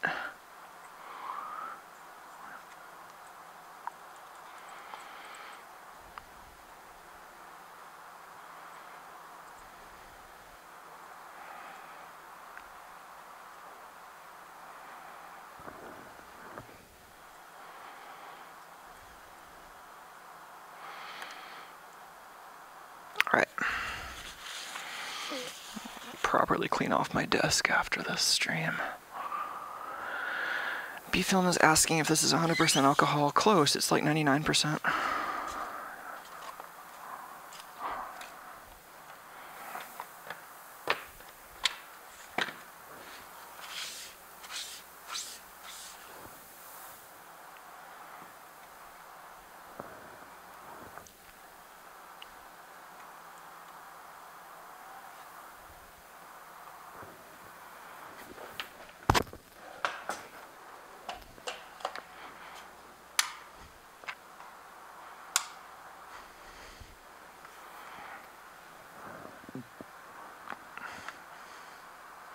Ananas. Yeah. It's pretty great.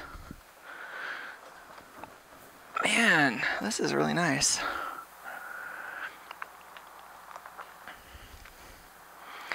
Okay, I have to use the restroom, but I'm just going to leave you with this for a sec and let me know if you have any questions or anything. I'll be right back.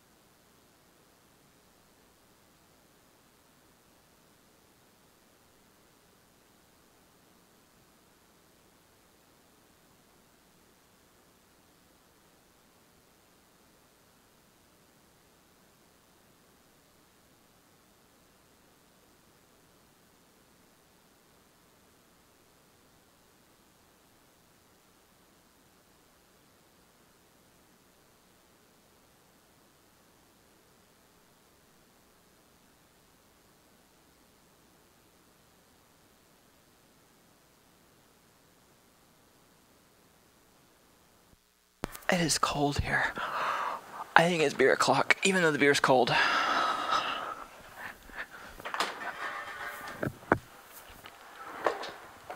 Necessary thermal sacrifice.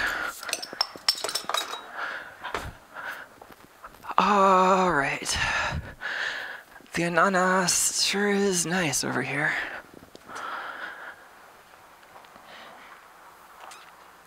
Oh man, Fatal Leo says, yep, this was worth staying awake till 3:30 for. I'm glad. I probably would feel that way if I were building this too. And yeah, this is really satisfying. Whoa.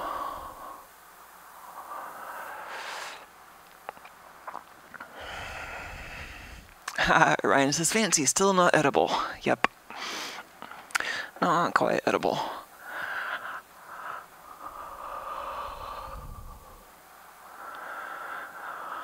Alright, well, I think this is a good time to wrap up the stream now that we're in the dark and I'm freezing and I've just opened a cold beer for some reason. Hal says, so this is just a bunch of RC circuits in a spiral? Kind of, with some transistors for amplification, but the RC circuits are what sets the kind of nice slow fade that we're seeing.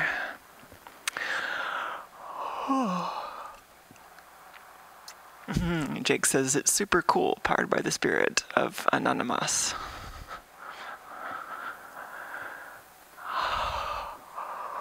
Alright, well, I think I'm cold, so I should probably just like stand near the heater for a while. But yeah, I'll at least like hold this a bit and twirl it in front of the camera if I can feel my fingers.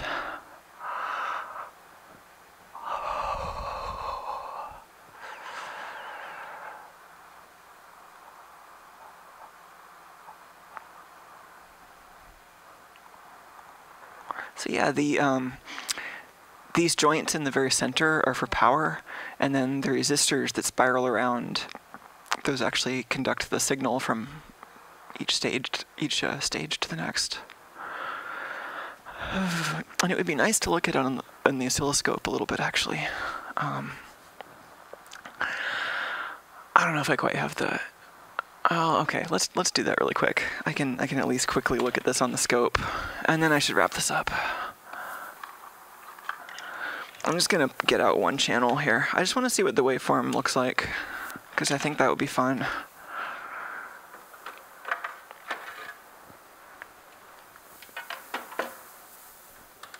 Booting up the oscilloscope. Oops.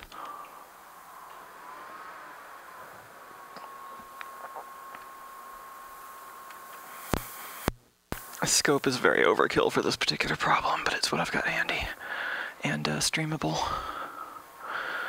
Oh, sorry about the chat. Let me fix that.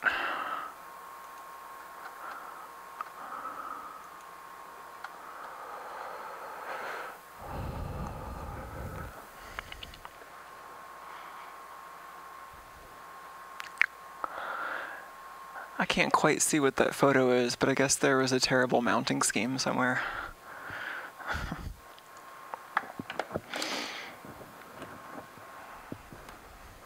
Ananas.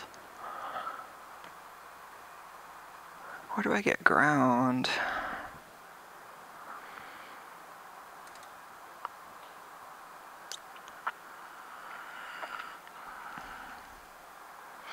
Oh, it looks like I can kind of alligator clip on right over here and get ground. This thing is still a little bit sticky. I think it could benefit from some time in the ultrasonic cleaner.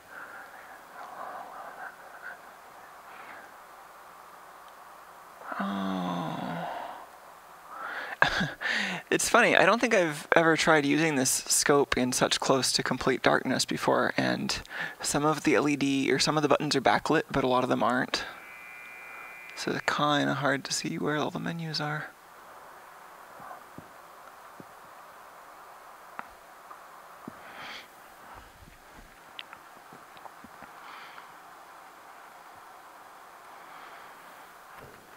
Alright, I think I just clipped that onto ground.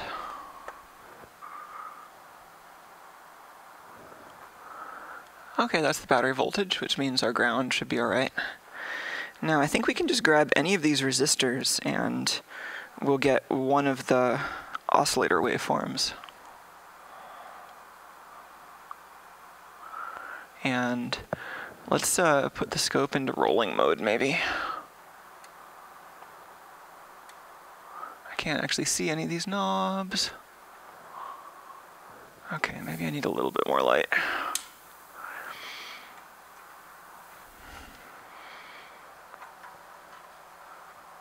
No.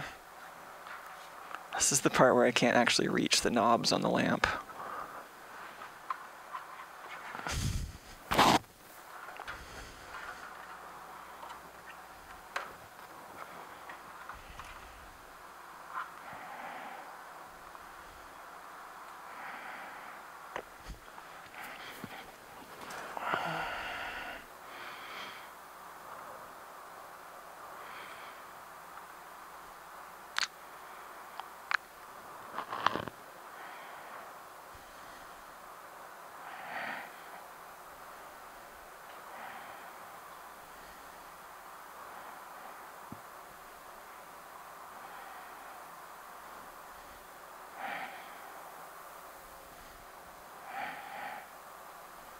Oh, it's in the horizontal menu, right?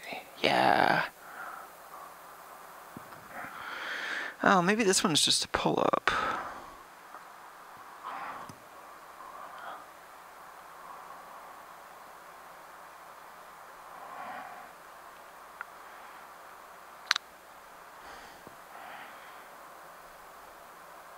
Right, so this is the transistor in the schematic.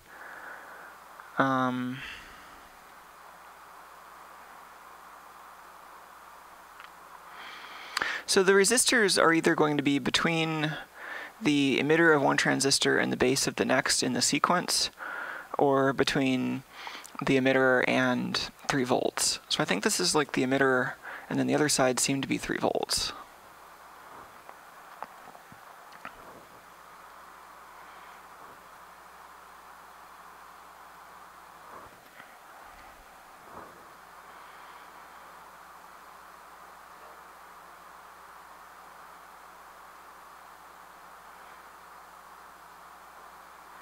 That's satisfying. It is pretty wavy. It's a nice waveform. Merry Wavemas.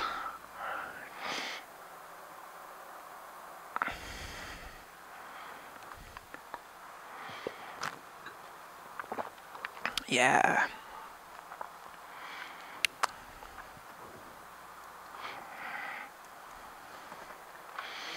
Alright, well, that was satisfying.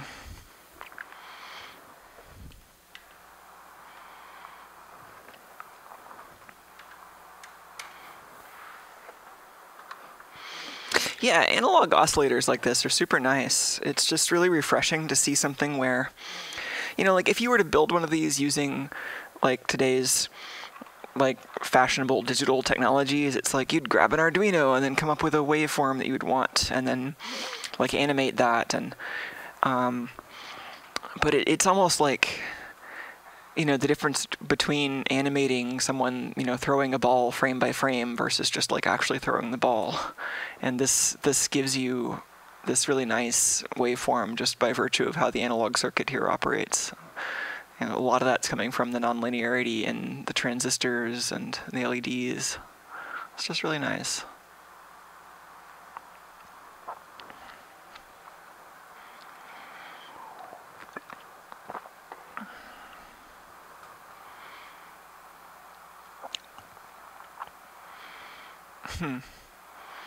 Station 240 says if you take into account the LED voltage, it's more like a 50-50 duty cycle. I mean, also keep in mind that like we were looking at voltage on the scope, but what's actually controlling these transistors is current. And like, so one side of these 3K resistors, like at the collector, I should be showing you the schematic I'm looking at too. So like this stage turns on, current starts flowing through from, you know, through the emitter collector path here. And that same current that's making the LED light is also causing, you know, that results in a voltage change here based on that resistance. But then what we're actually doing over here is the current flowing through the base is controlling the next transistor stage. So this value is going to control the ratio there. I don't know. It's a nice oscillator.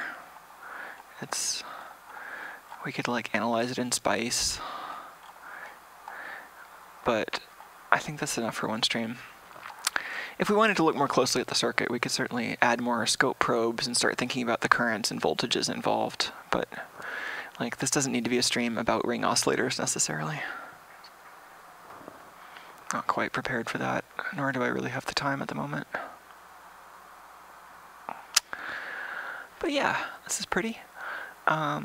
Yeah, I think that'll be it for tonight, but yeah, we'll do more of this soon. I've got plenty of work to do on the Tuco Flyer project, then we've also got several other projects going, and I just finished this big edit, but I would like to get some small edits out soon, so now that I've got a better workflow, I think I'm going to continue trying to refine that and get more edits out more frequently, so yeah.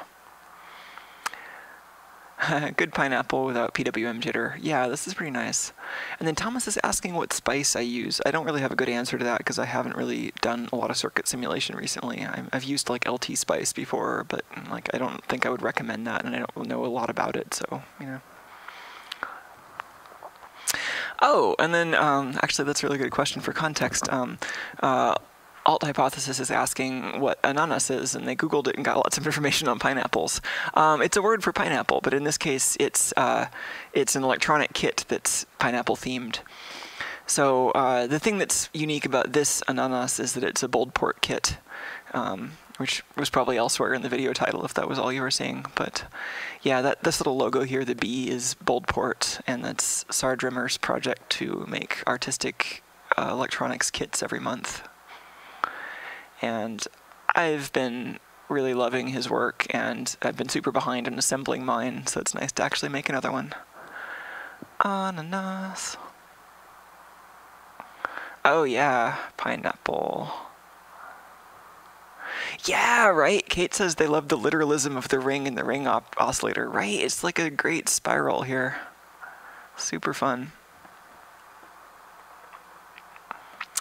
Yeah, thank you. B-Film had the link to the bold port page. Turn off the light here.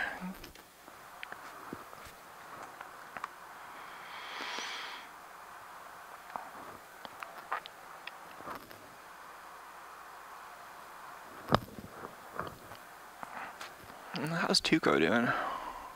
Oh, our camera is not actually on Tuco right now. Alright, see you later. I will, yeah, I'll stream in the near future. I don't have like exact plans for when the next stream is going to be, but it should be in the next couple days. Here's a little bit of Tuco, which you may or may not be able to see depending on how the video compression is doing, because that's pretty low light.